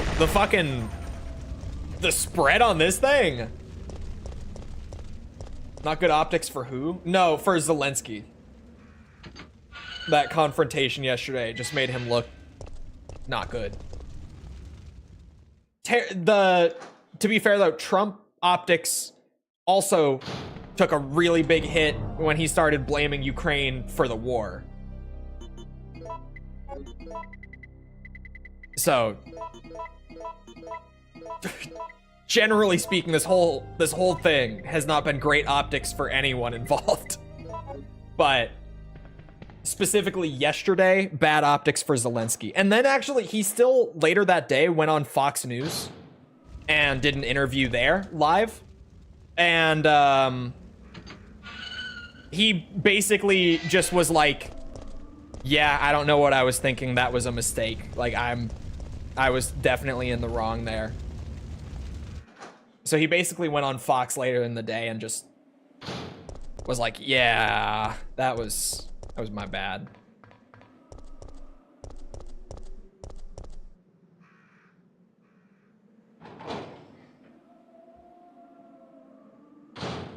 I saw a bunch of people in the comments and such.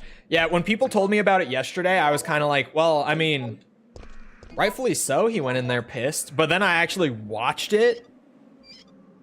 And it really was like he went into the Oval Office just to confront them and to pick a fight with them. And it was like, oh. Ooh. Like, he said he was going in there to, like, figure it out and come to a deal, and but he wasn't. And it, oof. Not good. We're calling him out for not wearing a suit as well. Man, I don't care if he's wearing a suit. Suits are uncomfortable. I only wear a suit when it's, like, the sort of thing where I feel like I have to, which, granted, that might have been a time where I would feel like I had to.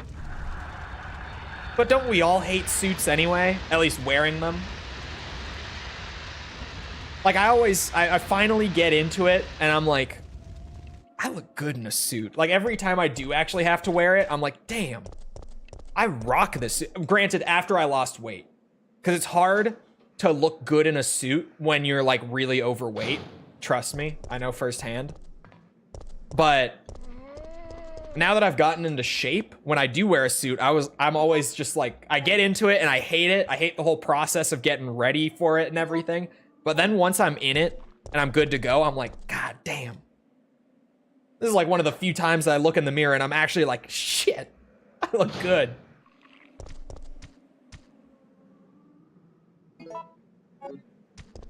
I've never seen him in a suit thinking about it. I don't think I have either. Now that you say it.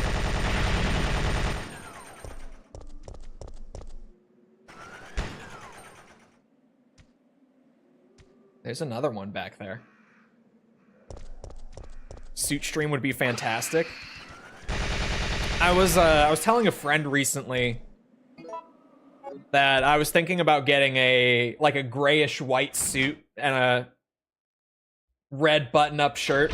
Wait! For no reason in particular.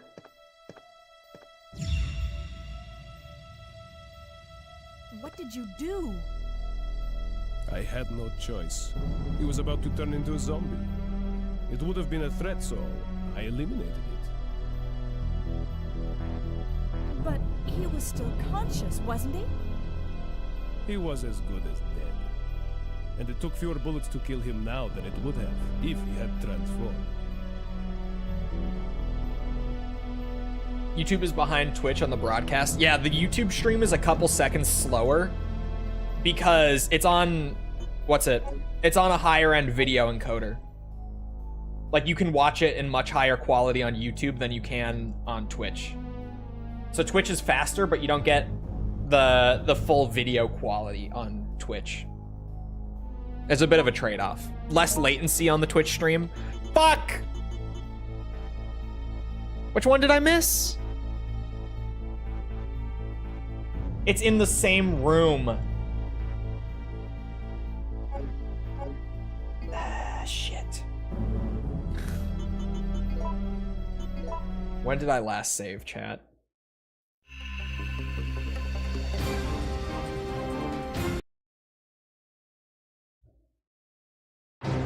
Resident Evil.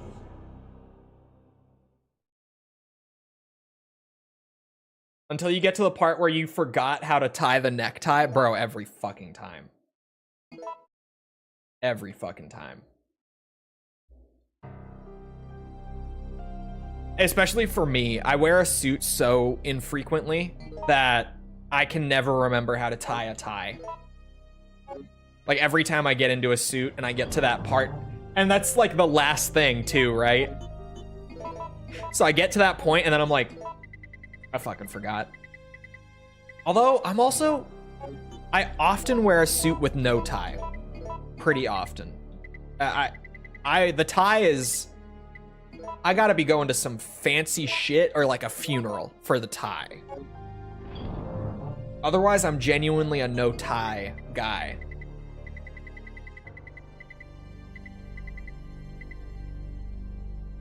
Shit, man. I don't get anything wrong. Missed one in the same room. That's harsh. Yeah, I was like, I'm looking for a document in this room, so I knew where the one was. But I think there's one that you get on the way in right before it. God damn it. And I never fucking save playing Resi. We know this.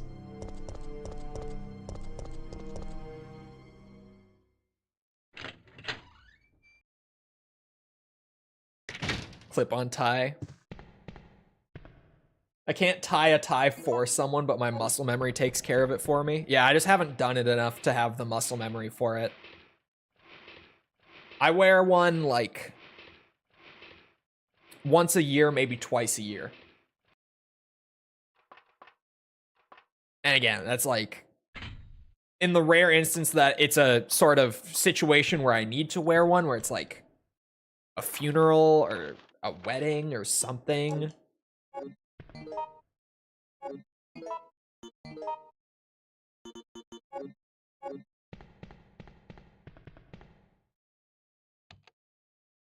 Because also, like, when I was working in the industry, like, you'd think job interviews.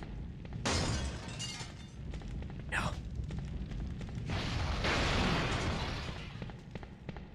Not in that industry.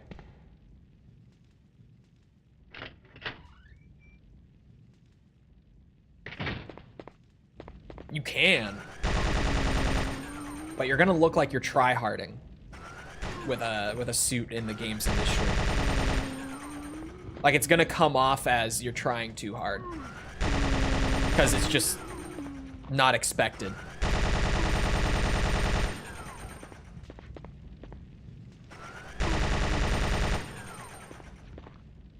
That's a lot, actually. I can count on on my fingers all the times I've used a suit.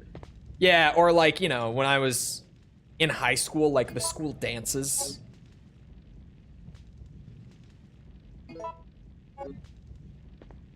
But I didn't even own a suit until... Oh, for fuck's sake. I just messed it up again. I actually just messed it up again.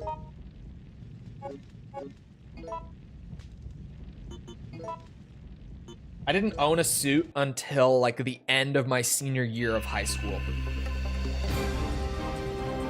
And then I had to get it like redone after I lost the rest of the weight.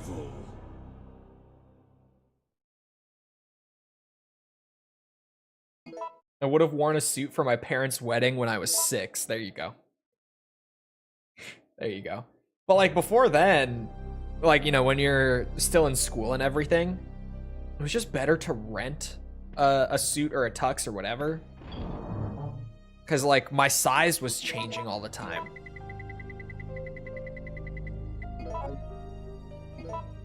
Even then, my size changed a little bit after I bought it.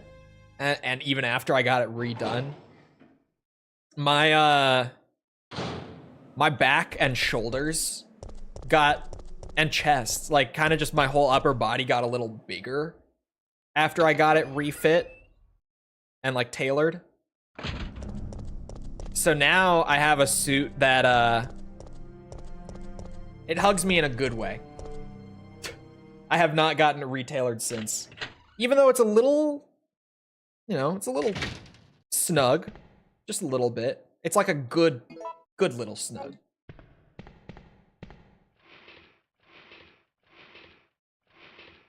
Gets you noticed. I don't. It will, but like, I don't.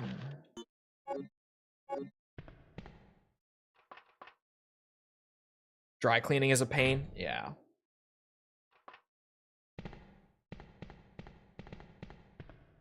I think that's why I like myself in a suit. Because the other times that I do occasionally look in the mirror and go, damn. It's like when I throw on a medium shirt. And then catch myself in the mirror. It's true. It is, I'm just being real. That's the other time that I walk by the mirror and I'm like, oh, hold on. For context, I wear a large. But I have some shirts that are mediums, because of course I do.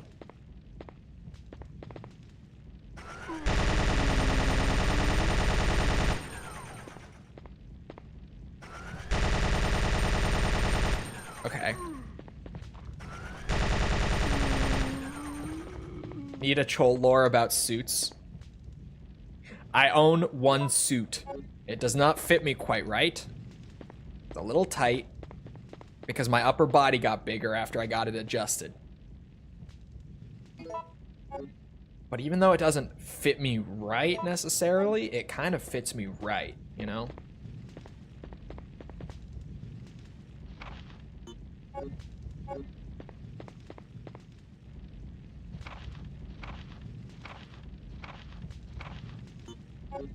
How much for a suit redeem? Man, the suit takes like... I mean, if I got fast with it, I could maybe make it happen in like 5 to 10 minutes, but no.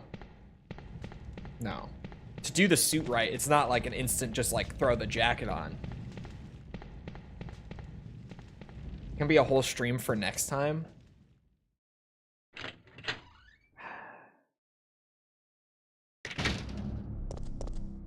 I have patience for its shenanigans. I've never used Outlook stuff, aside from when I've been required to. I don't like the Outlook platform. Feels kind of tight, but it looks dapper as fuck. I look a little big in the suit. In a good way. Good big. Not bad big. Good big. Like I do in a medium shirt. Good big.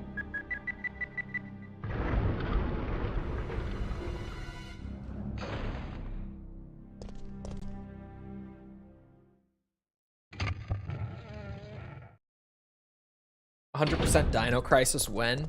Maybe. I'm not as big of a Dino Crisis fan. It's alright. I can appreciate Dino Crisis. But it's no Resi. It's no Silent Hill. Wow. It's no Team Silent Hill, I should say. And even then, it's probably like about on the same level as The Room, to be honest. But definitely anything after the room, Dino Crisis is better than that. Definitely. Kind of depends on that one. But even like my least favorite of the classic Resis, like Zero, I still think I like RE0 more than I like Dino Crisis, to be honest. Because Zero's... actually, I don't know if that's true. They're maybe in the same ballpark.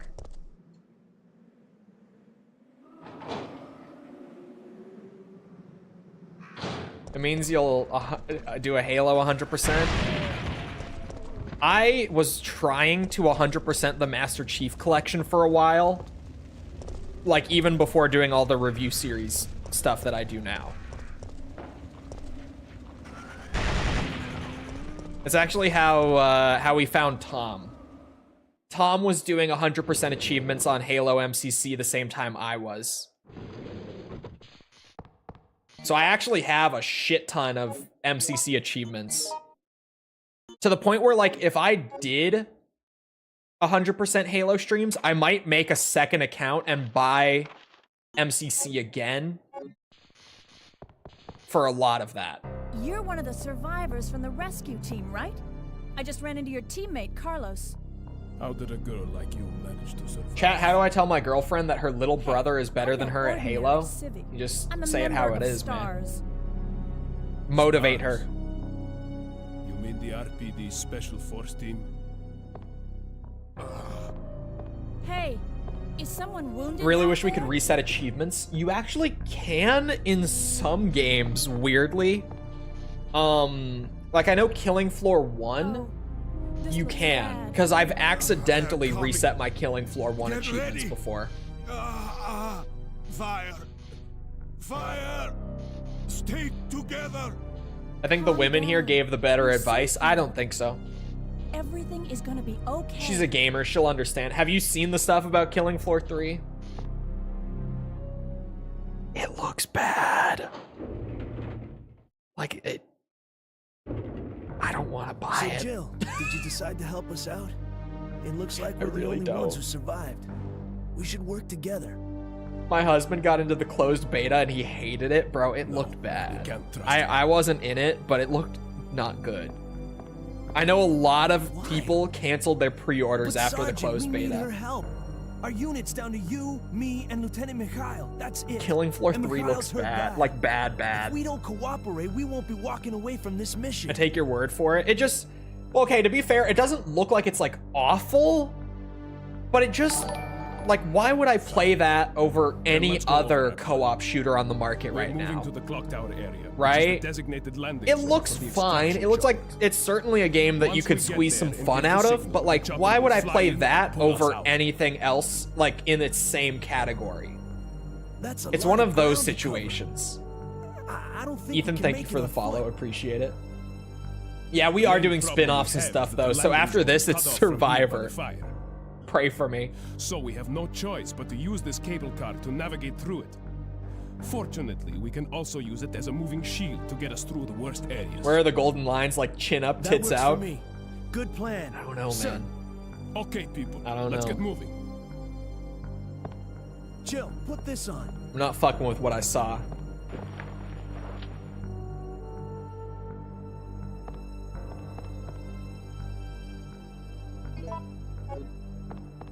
Alright, keep the wrench on me this time. So I got... Yeah, we're going back to the sales office now. That's a good line. Yeah, it's a Killing Floor 2 quote. It's one of the characters that will say it in Killing Floor 2.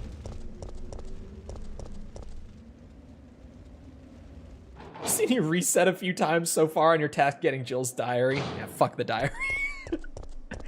I was supposed to get it last run, and I was doing great. Like, just first go through of it, and then I missed Dario's. I forgot to go back for Dario's file at the end of this whole section. And I had already saved over it by the time we noticed. So we're doing it now. just somehow I keep messing it up. I think I've just been too distracted today.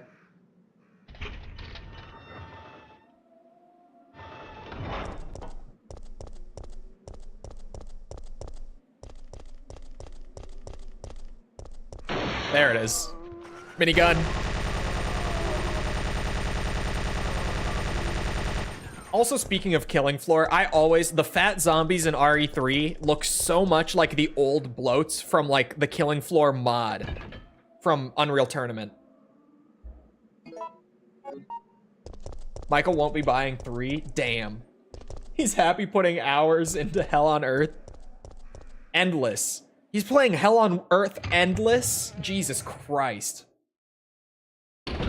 No. If I'm playing Endless Killing Floor, suicidal is like my max. I'm not doing Endless Hell on Earth. Has he played the old mods, Jess?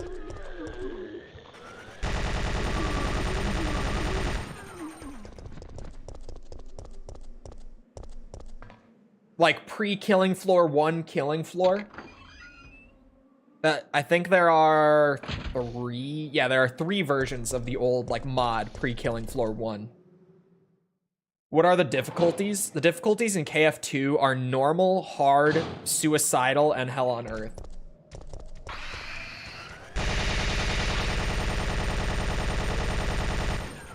Oh, Vertiel chat. He doesn't really mod his games, and he never played KF1? Oh my god. If he's looking for a Killing Floor fix, Killing Floor 1 is so good. I, like, genuinely still, to this day, I don't know if I like Killing Floor 1 or 2 more. Like, between the two. I like them in different ways a little bit, but I couldn't choose between one of them.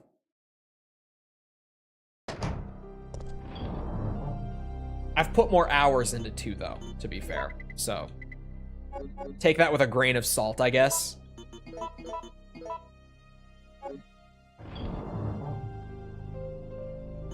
Oh, he got into it way after 2. Okay. Understandable. KF1 is killer atmosphere. Bro, it's so good. The atmosphere in KF1 is crazy. And just like, I like the Z designs a lot in KF1. The guns don't feel as good as they do in Killing Floor 2, but like they have this sort of like raw punchiness to them that Killing Floor 2 doesn't have. So I just like the way the guns feel a lot. KF1 is so much fun. If he needs a Killing Floor fix, put him over that way. For sure. But yeah, Killing Floor 3 is something. Certainly something. I'll probably pick it up on sale because it looks fine. It's just, it's not what I want, and it's clearly not what the rest of the Killing Floor community wants either. Everyone is upset about it. Like, I legitimately have seen maybe one person on the internet defending Killing Floor 3 so far. It's just so universally not what anyone wanted it to be. Which is, like, I remember, aside from people thinking it might have gone too far with, like, the sci-fi stuff based on the early trailers, I remember the general sentiment with, like, the earlier trailers just being, oh my god, these designs look so cool. Like, it was promising early on. But man, that beta was rough. And the fact that it's what, like a month away from early access release? Like, it's not the kind of beta that's, you know, they're gonna change the game significantly by the time the full, or even, I guess, early access comes around. I was gonna say full game, but by the time that early access comes around, it's basically gonna be the same game. Like, early access is less than a month away, I believe. So, it's pretty much gonna be what the beta was. The beta was more to test the networking than anything else. What's wrong with Killing Floor 3? The visuals are off. The atmosphere is way off. The characters are insufferable and constantly talking. The gunplay's not as good. The melee combat's nowhere near as good. It just generally seems... Like, granted, it's about to go into early access, so this will probably get fixed over time, but just the, like, responsiveness of the game and, like, the general feel of it is nowhere near even, like, Killing Floor 1. So everything, basically, genuinely, yeah. Yeah, kinda. The one thing that I disagree with other people on is a lot of people are pissed that the class you choose to play determines what your perk is. So, like, now if you want to play as the commando, you can only play Mr. Foster to play as the commando. You don't get to choose which character and class you want to play. Frankly, I don't really care about that. I think it has such a minimal effect on the game overall.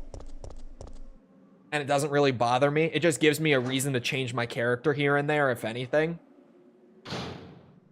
Like, that's been a huge sticking point for a lot of people. Personally, I don't care. But the issue is more that the characters suck.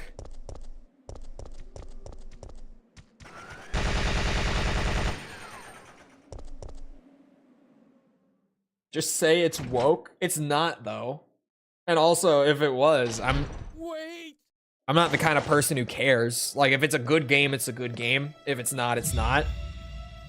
I don't give a shit about their politics, to be frank. I had no But, like, choice. it's not that sort of He was about to turn situation. into a zombie. It would have been a threat, so I eliminated it.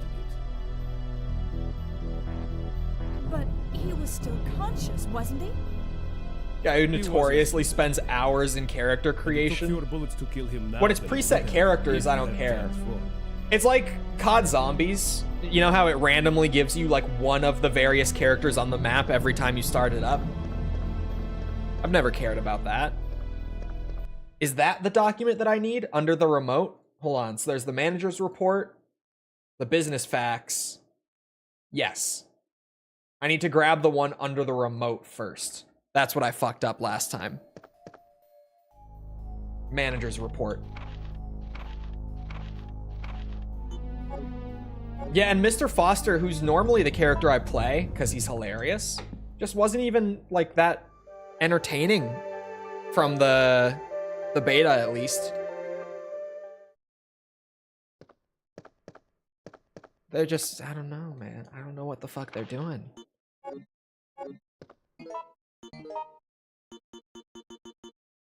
Okay. So far, so good.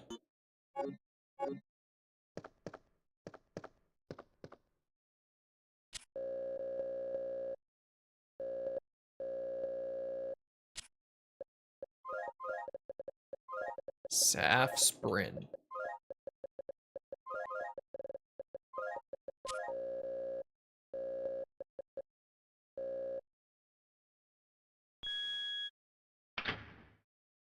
I just heard him saying really basic lines like reloading or something, nothing entertaining.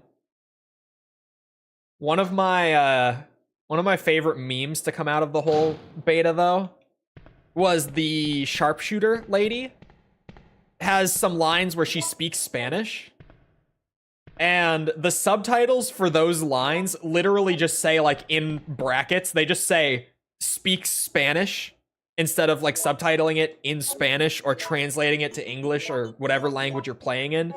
It literally just says speaks Spanish. And so someone made a meme where they, like, crudely drew a picture of them, like, grappling over the Zeds as the new sharpshooter. And at the bottom of the screen, it just says, speaks Spanish. And it's fucking hilarious. I hate when they do that. I do too. Like, at least subtitle it in that language, if nothing else, right? At least give me that. Even if I'm not gonna understand it, just do it. I can at least see it then. Try to figure out what they're saying. Uh-oh, that's the wrong one. Regina, I almost said Jibble. There you go. It doesn't matter, we have infinite ammo. Shoot the other one too. Why not? Love the minigun. Very fun. I missed when that happened when you and False played Halo Infinite, so I couldn't translate it for you. Yeah, I hate when subtitles just say, speaks whatever language it is. Yeah, Speak Spanish became a meme on like the Killing Floor Twitter and everything, which was very funny.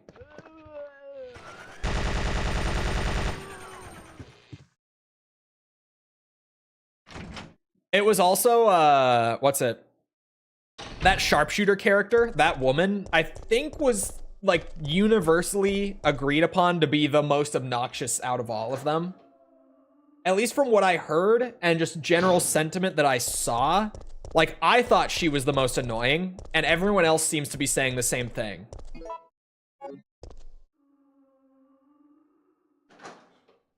What they said was speak Spanish? I don't know what she said. To be honest, they just said speak Spanish. That's all they gave me. Oh no. Nemi, now is not the time actually. Actually, wait, I have a first aid, never mind. I have a first aid box that I forgot we earned earlier. Now is a perfectly acceptable time. He missed the second one. He missed the third one. What a dumbass. Learn to aim. Ow.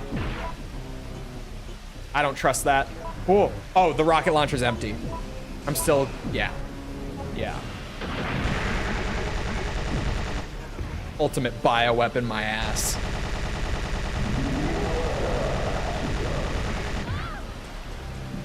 Although, speaking of ultimate bioweapon, bro, Umbrella Chronicles, right? Talos. I've played it now. I've heard a couple people joke about Talos being the ultimate bioweapon over the years. Because he was made to be, like the Russian branch of Umbrella's equivalent to Nemesis. To rival Nemesis, which was the European branch's, like, masterpiece, right? Talos can't leave one specific room in the Russian facility because he's entirely dependent on that room. How the hell does that qualify as the ultimate bioweapon? He's locked in one room. He can't live outside of that room. Was he not finished yet? I think he was. He might not have been, but I think he was. It was just one of those things that he got, you know, he got built up to so much throughout the game. And then I got there and he literally, like, he can only function in that one space. He is the ultimate in that room, at least. That's genuinely what it is. It's like, yeah, he is the strongest bioweapon as long as you fight him in this room. Just, what? I couldn't believe it. I really liked Umbrella Chronicles, though. Way more than I expected to.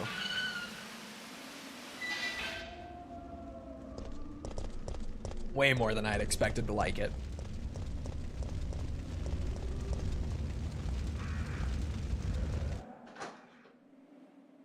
Can anyone remind me why Umbrella was making these tyrants?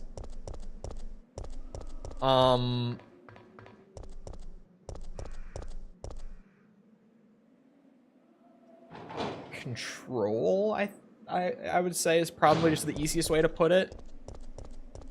I'm fairly certain that the tyrants were more like, as we've seen them used, were more intended for, like, targeting specific individuals or, like, clearing out an area or something like that. Like, Mr. X was sent in to clear out the RPD and the underground lab beneath it, if I remember correctly. Nemesis was sent in to target the STARS members, that sort of thing. I think the Tyrants were more for that. And then whatever the fuck the two twin Tyrants were that Sergei had in the Umbrella Chronicles, those guys were literally just like his bodyguards slash did whatever he told them to do, which was hilarious. He just had these two Tyrants with sunglasses that followed him around. And whenever Wesker showed up, he was just like, yeah, can you guys actually beat his ass for me real quick? And they would go after Wesker.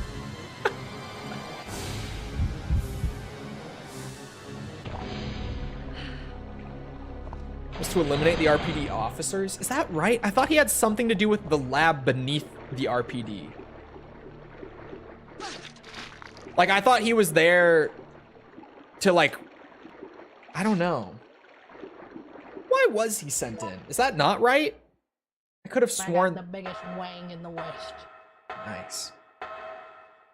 Those Tyrants with the stupid sunglasses. They had the dumbest looking sunglasses. Hold on.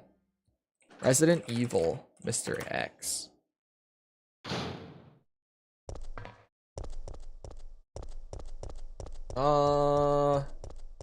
Yeah, I thought so. Okay. Are you playing so hard to get, baby boy? I'm not. I'm playing Mass Effect. He was sent in to kill any surviving officers and civilians found in the RPD, as well as to recover the G-Virus sample from Sherry Birkin. That's what I was thinking of. I was like, I thought he had some sort of recovery objective. That was it. Yeah, he was there for Sherry's sample. And also to clear out anyone else in the RPD. Because I guess they knew that Sherry was in the RPD. Even though she fled to the RPD after the outbreak started. Don't ask, okay? Resident Evil lore gets fucking... Don't ask.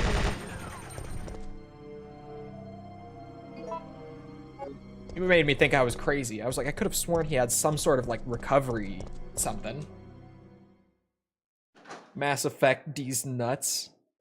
That wasn't even a good one.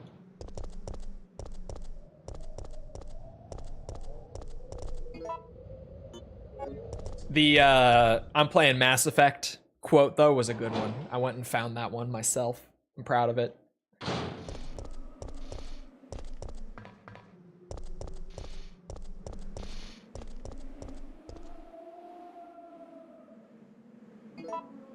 They wanted moolah. Well, the whole thing with Umbrella's, like, motivations has kind of been iffy over the years. Because, like, in the old games, it was kind of implied, at least I think, I don't know, maybe I'm just totally off base. But I had understood that they were making the bioweapons with the intent of, like, selling them. For, like, military use, right? But then, like, later on, they retcon it to just be that Spencer wanted to rule the world, and the BOWs were basically just gonna be his army for that, I guess.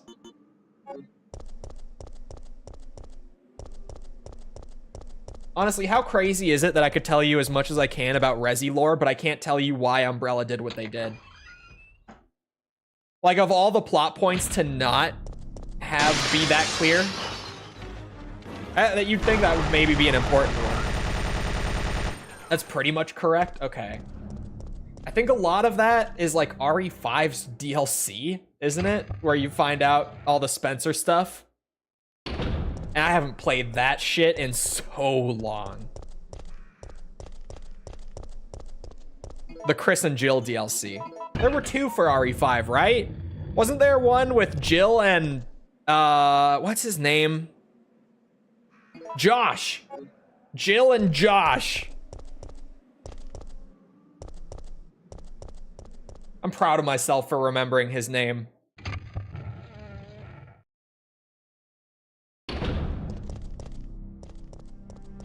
Is it base RE5? I thought it was the DLC with the mansion.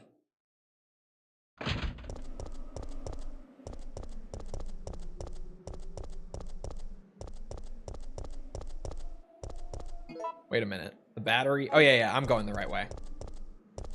Josh, the one we kind of remember. Yeah, the one who pops up here and there. Whenever Chris and Sheva need like a convenient escape, he pops up. But outside of that, he's just not really there. But as soon as you need like a boat or a plane or whatever, you know Josh is going to show up just in time.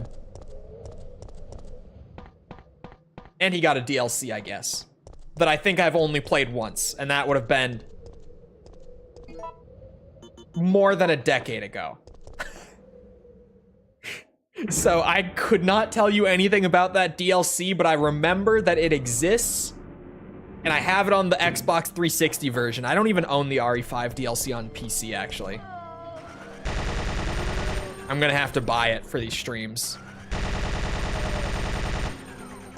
Speaking of, I was thinking, like, okay, so RE7's DLC, I feel like is substantial enough for it to get, like, a video in the review series, right? Do you think 5's is? Do you think 5 should get a DLC video as well, chat? I'm trying to, like, gauge this a little bit.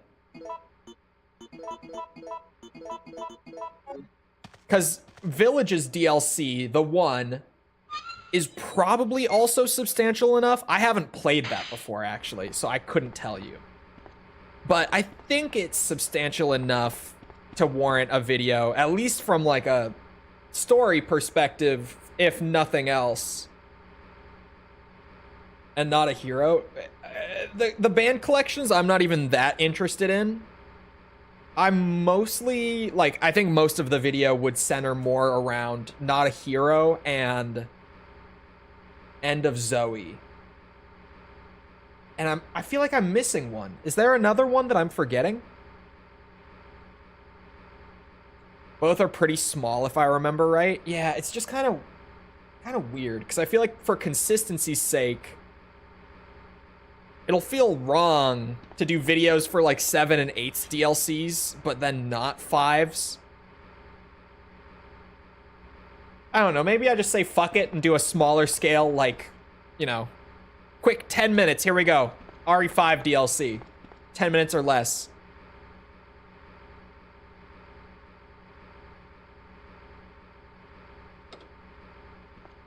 I don't know. But then, if I'm really going for the consistency, what I do remember from way back, all the way back, I remember this. RE6 got multiple DLCs. None of them are story relevant. It's all multiplayer DLC. But it's all game modes for the multiplayer, like entire game modes. I don't know if anyone remembers the RE6 DLC other than me and maybe like one person in chat right now. But if you don't, like, it's shit like there was a mode where you could fight, or sorry, one player in the mode would play as, I can't believe it's not Nemesis, and then the other players would, there would be 6 other players if I remember right, 5 or 6, who played as like characters from the game and had to fight against, I can't believe it's not Nemesis, whose name I don't even remember, which is why I'm calling him that. You all know who I mean. The guy from Jake's story. The guy who's very clearly just Nemesis.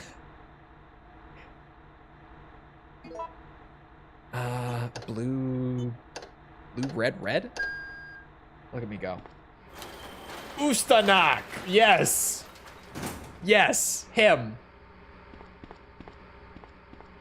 There was a DLC mode, like it was shit like that, and I think there were like 3 or 4 of them over the course of that game.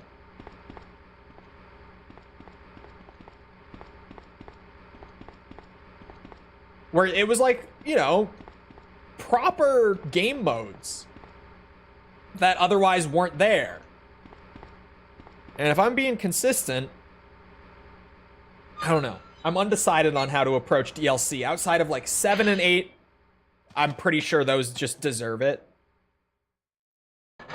But then like 5 is kind of in a weird middle ground. 6 had DLC that's there and might be kind of funny to talk about, but because it's multiplayer DLC, I don't even know if I can like get matches of that going to record it.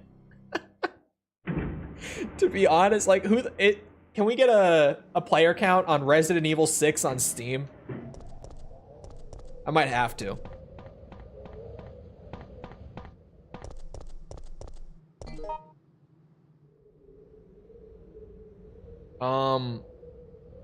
Where the fuck am I going now?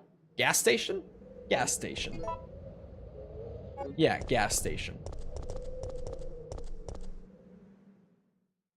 I haven't played it since since the PS3 days. Yeah. Yeah. Hold on. SteamDB. How many people on PC right now are playing Resident Evil 6? Let's see. At this very moment,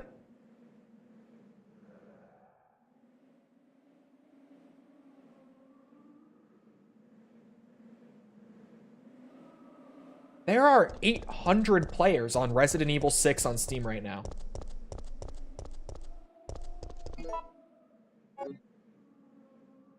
Maybe I could do it.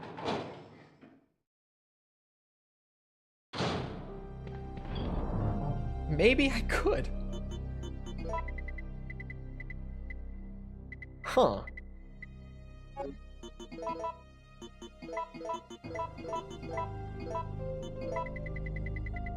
That's pretty good. That is definitely more than I thought there would be.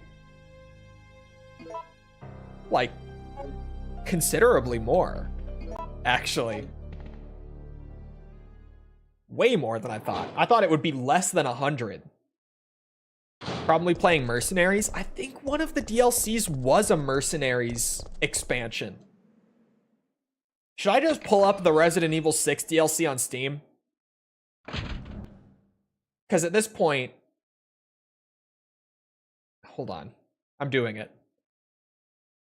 I can't remember. I remember there were a few DLCs. None of them were story content. They were all like multiplayer / side mode stuff. Hold on. There we go. Oh, and they're so cheap. Okay, there were 4 of them. I know my monitor's huge and you can't read it. There were 4.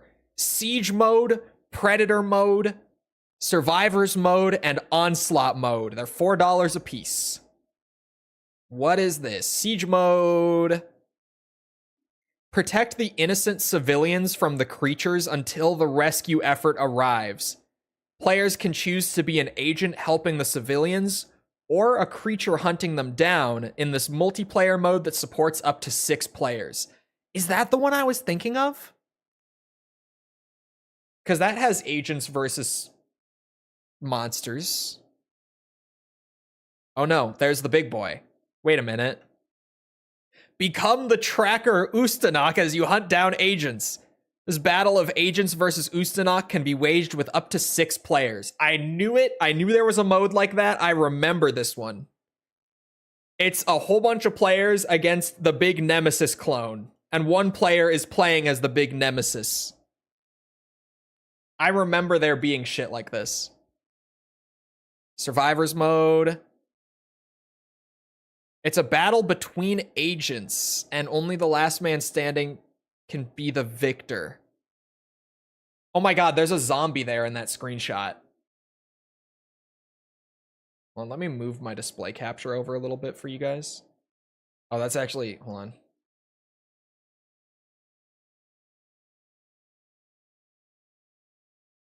Yeah. Yeah.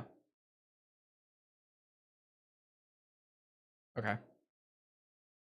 So, there's a zombie here. Is this just Umbrella Corps before they made Umbrella Corps? This DLC? Is this just Umbrella Corps in RE6? Almost seems like that's what that is, but okay. Adds the onslaught mode. Oh, in this one-on-one version of Mercenaries, rack up combo points to send hordes of creatures your opponent's way. This is the Mercenaries one I thought I remembered. Basically, you and one other person are both playing Mercenaries like separately and competing for score. But then as you like rack up combos and stuff, it will also spawn more monsters for the other player if you're doing well. Which then, of course, if you kill a lot of those monsters quickly, it sends a whole bunch right back to your opponent. This might be a fun bonus video. I don't know. I don't know. The DLC for 6, maybe? If I would have to do 5 if I was going to do that. But there you go. There was a bunch of DLC for 6. Seems like a cool concept. That one actually sounds fun to me. I'm not going to lie. That one sounds fun to me. Because here's the thing. Here's the thing, right? RE6 did one thing really well, and it was just the general, like, movement and shooting. And just the combat. The melee stuff was really fun in 6, too. Like, 6's core gameplay, in terms of just, like, the feel and everything, that was the good part of 6, right? So the one-on-one Mercenaries thing doesn't sound so bad. That sounds kind of fun. Maybe. Maybe. I'll think about it.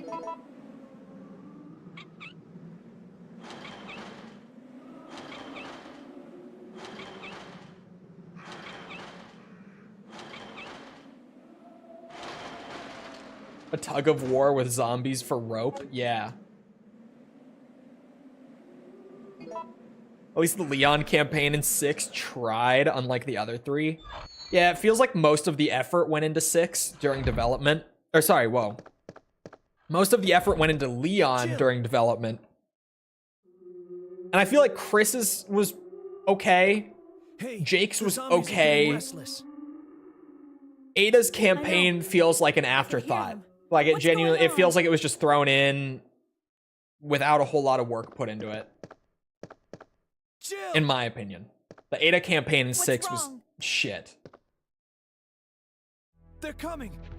They must have sniffed us out. They know we're here. Ada was complete garbage. Okay, so it's not just me. Calm down. Channel point redeems. They're here. What are you doing? Ada had a clone. Carlos! Don't even get me started. Don't. I don't want to explain the story of Resident Evil 6. It's not good. I try to forget it. Oh. There, that works. Same shit, other side.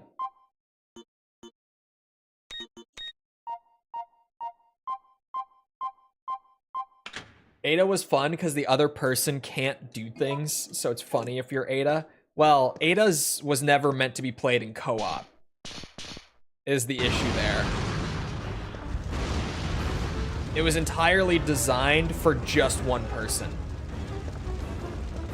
So if you do add a second player, which they had to patch in later because people were pissed that one of the campaigns wasn't available for co-op.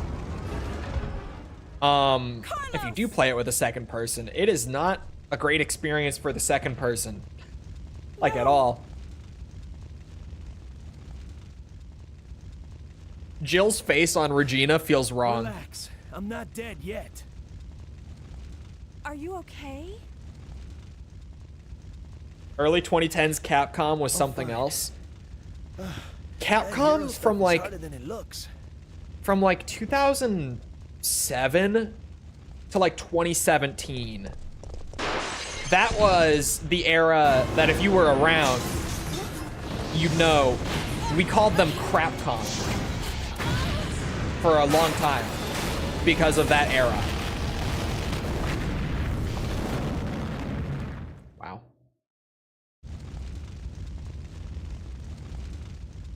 Ouch, my ears are ringing. They had like a Death by solid now. decade of Okay, just what the I'm gonna fuck are scrounge you up some doing? equipment. There might not be any Across at our like all of their destination. flagships. It wasn't just Resident Evil. Like there was Street Fighter 5. I don't need to explain Street Fighter 5. If you know, you know.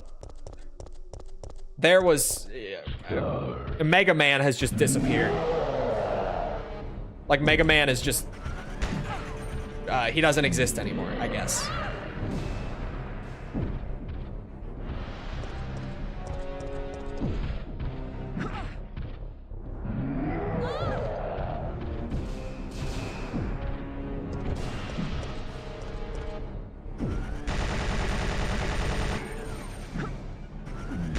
Shit.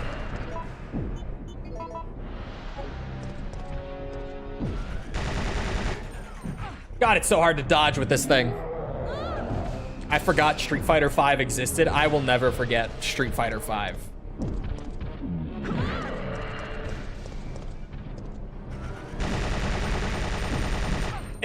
Street Fighter 5 was fine for like the last few years, but man, like I will always think of that game in a very negative sense just because of the first few years of it. And especially the launch of it, dude. Jesus. Did you ever do Onimusha? Yeah, I would.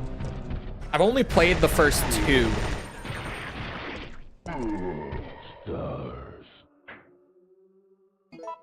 But I would.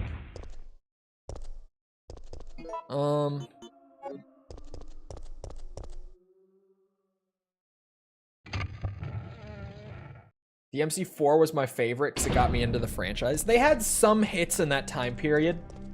Like 5 wasn't bad. RE5. DMC4 was okay. But even then, like a lot of Resi fans hated 5, still hate 5. A lot of DMC fans still don't like 4 very much. 4 was actually really controversial when it first came out. Because, you know, it's half a game.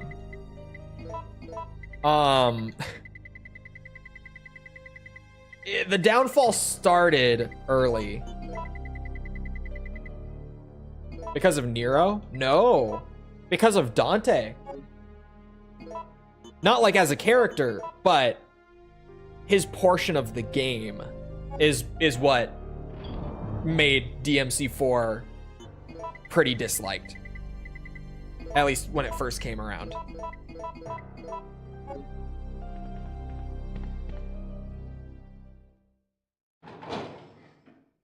Onimusha 3 and Dawn of Dreams were awesome. Yeah, I haven't played either of those.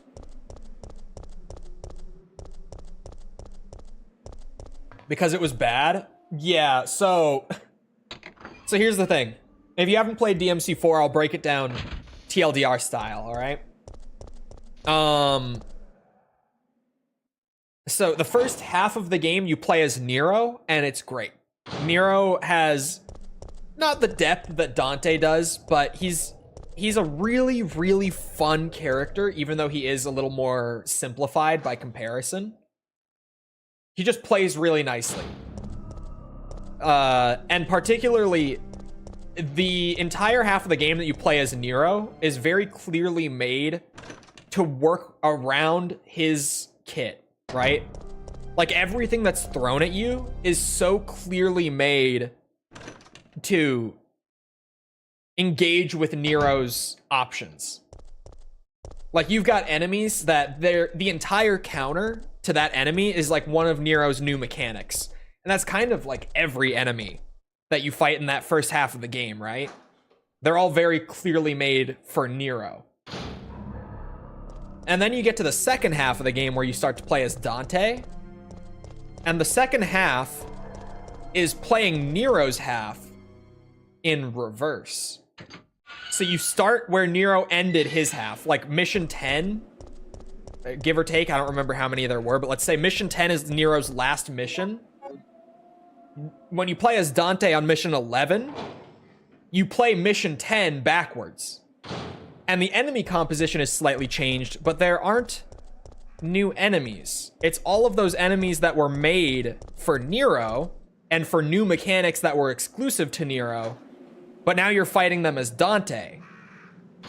And you don't have the proper counters that Nero has. So the enemies get a little frustrating. Their design, you can fight them, but they're not as intelligently designed for Dante as they are for Nero. They just don't work the same way. And that is how pretty much the entire half of second half goes. Like, when you return to story bosses that Nero fought, you just fight them again as Dante. There are a couple enemies that are made for Dante in that second half. Like, there are a couple new enemies, but it doesn't make up for the fact that, like, 95% of the encounters that you get thrown into are clearly not made to engage with Dante's kit.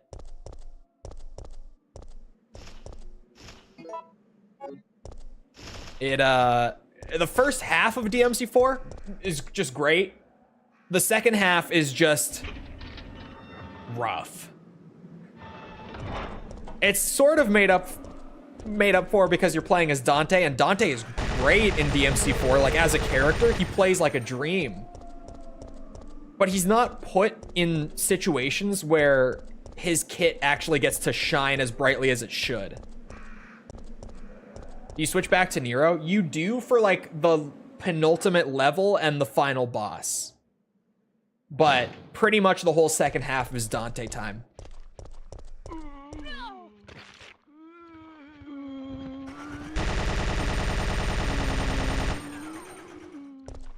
So it's not bad like DMC2 is bad, where it's just like, this game is shit. But it's rough just because... And we know now, because of like lore and stuff from, you know, we learned what happened behind the scenes with DMC4's development. Basically, they just got forced to put out the game way before it was ready. Like, they had all this time to work on the game. They made Nero's half, and they put a lot of effort into that, but like... Then they got told that they wouldn't be able to get an extension to work on the Dante half. So they just had to throw something together that worked. And like, they had some enemy designs for Dante, like the Blitz, that were already pretty far along, and they were able to make those. They had the time to like polish those up and put those in. But just most of the second half of DMC4 just had to get dropped. Like, the plans that they had for that game, they weren't able to really see through. So when people say that DMC4 is half of a game, that's why. And it's really not even that inaccurate to say, because it really was like, the first half is pretty much exactly what it was meant to be. The second half, no. The triple S rarity false uwu, that was it. That was it. Ah, Dario's memo. I can't help but wonder if anyone will read these words, but writing them will help me maintain my sanity if nothing else. After I've become a meal for those undead monsters, will the GIs responsible for sealing off the town laugh upon discovering my corpse? So is this how it's supposed to end? I didn't want to die. I'm just not ready. My wife, daughter, mother, my entire family has been killed, but none of that matters anymore. Right now, my life is the only important thing. That's all that matters. I never would have pictured my end to be like this. I had so much left to do. Rather than becoming a salesman, I should have tried my hand at being a novelist. It's what I've always wanted, but my mother would only tell me you have a long way to go. Why did I ever listen to her? But this looks like the end for the great Dario Rosso, novelist extraordinaire, cut down before his prime.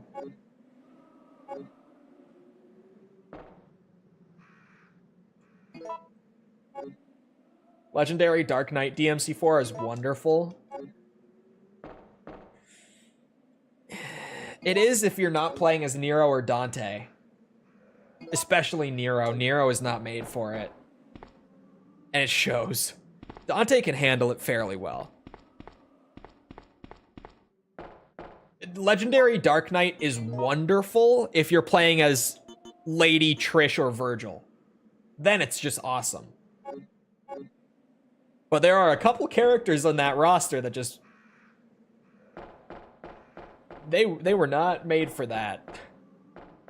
What is Legendary Dark Knight? It basically is a difficulty that they added with Special Edition of DMC4. That,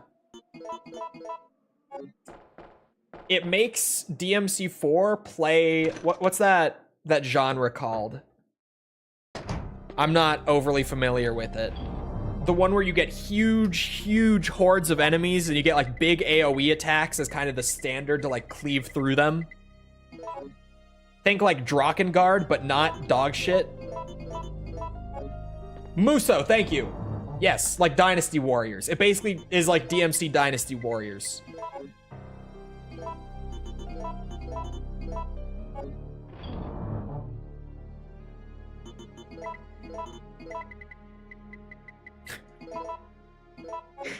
That was so uncalled for me to... Out of all the ways to try to like help people get closer to it, to know what I'm talking about, I was like, Drakengard, but it's not terrible.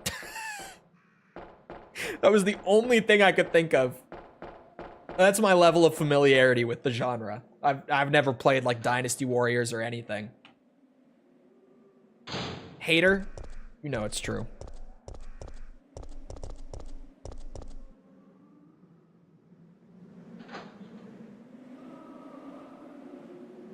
I'm still peeved it was never added to the PC version of 5.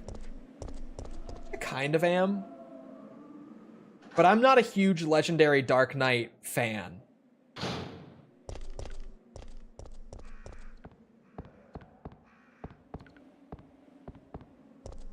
If you can exceed with Nero, he has the tools. Yeah. He does against, like, the... I don't even know what they're called. Like, the puppet things? The puppet equivalent for 4. You know, they're like the hells.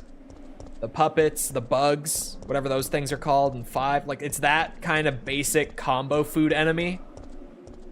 Exceed works amazingly against those.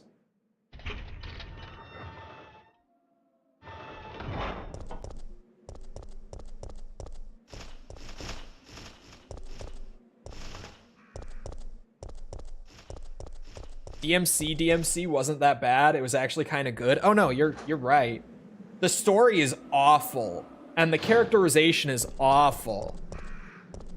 But the gameplay in DMC is pretty damn fun. I don't think it's as good as like DMC4 gameplay wise, but it's pretty fun. I like the reboot. I don't love the reboot though. Like I like it. It sits in the similar territory to like DMC1 for me. Where it's like, I like this game. I don't love this game. DMC1, DMC, they're good. They're both like a C tier game overall. Maybe B tier. Maybe B tier. I'll say B tier. That was out of pocket of me. They're B. I misspoke. I spoke too quickly. They're B tier games. But they're not like A or S tier games, you know? They're good. They're good.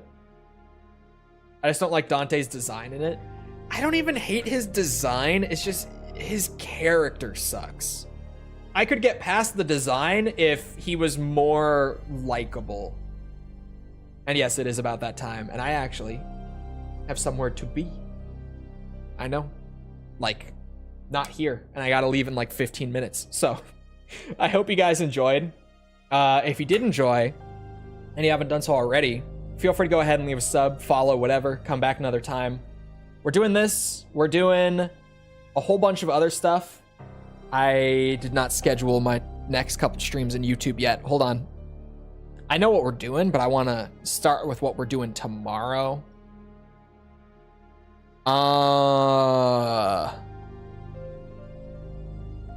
We're doing Armored Core. We're doing Ace Combat, Metal Gear, Yakuza. Come back for any of it. It's all good shit. Oh, wait. No, tomorrow we have a special stream. I shuffled a schedule thing last minute.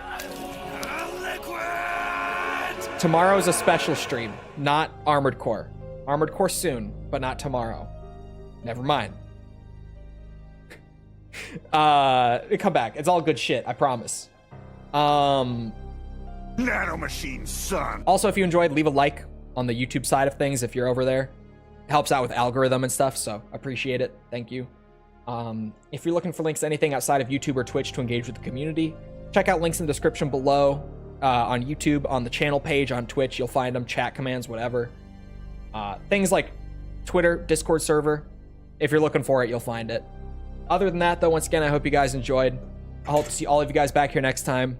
I hope you all have a great rest of your day. Thank you for coming to the stream, and goodbye.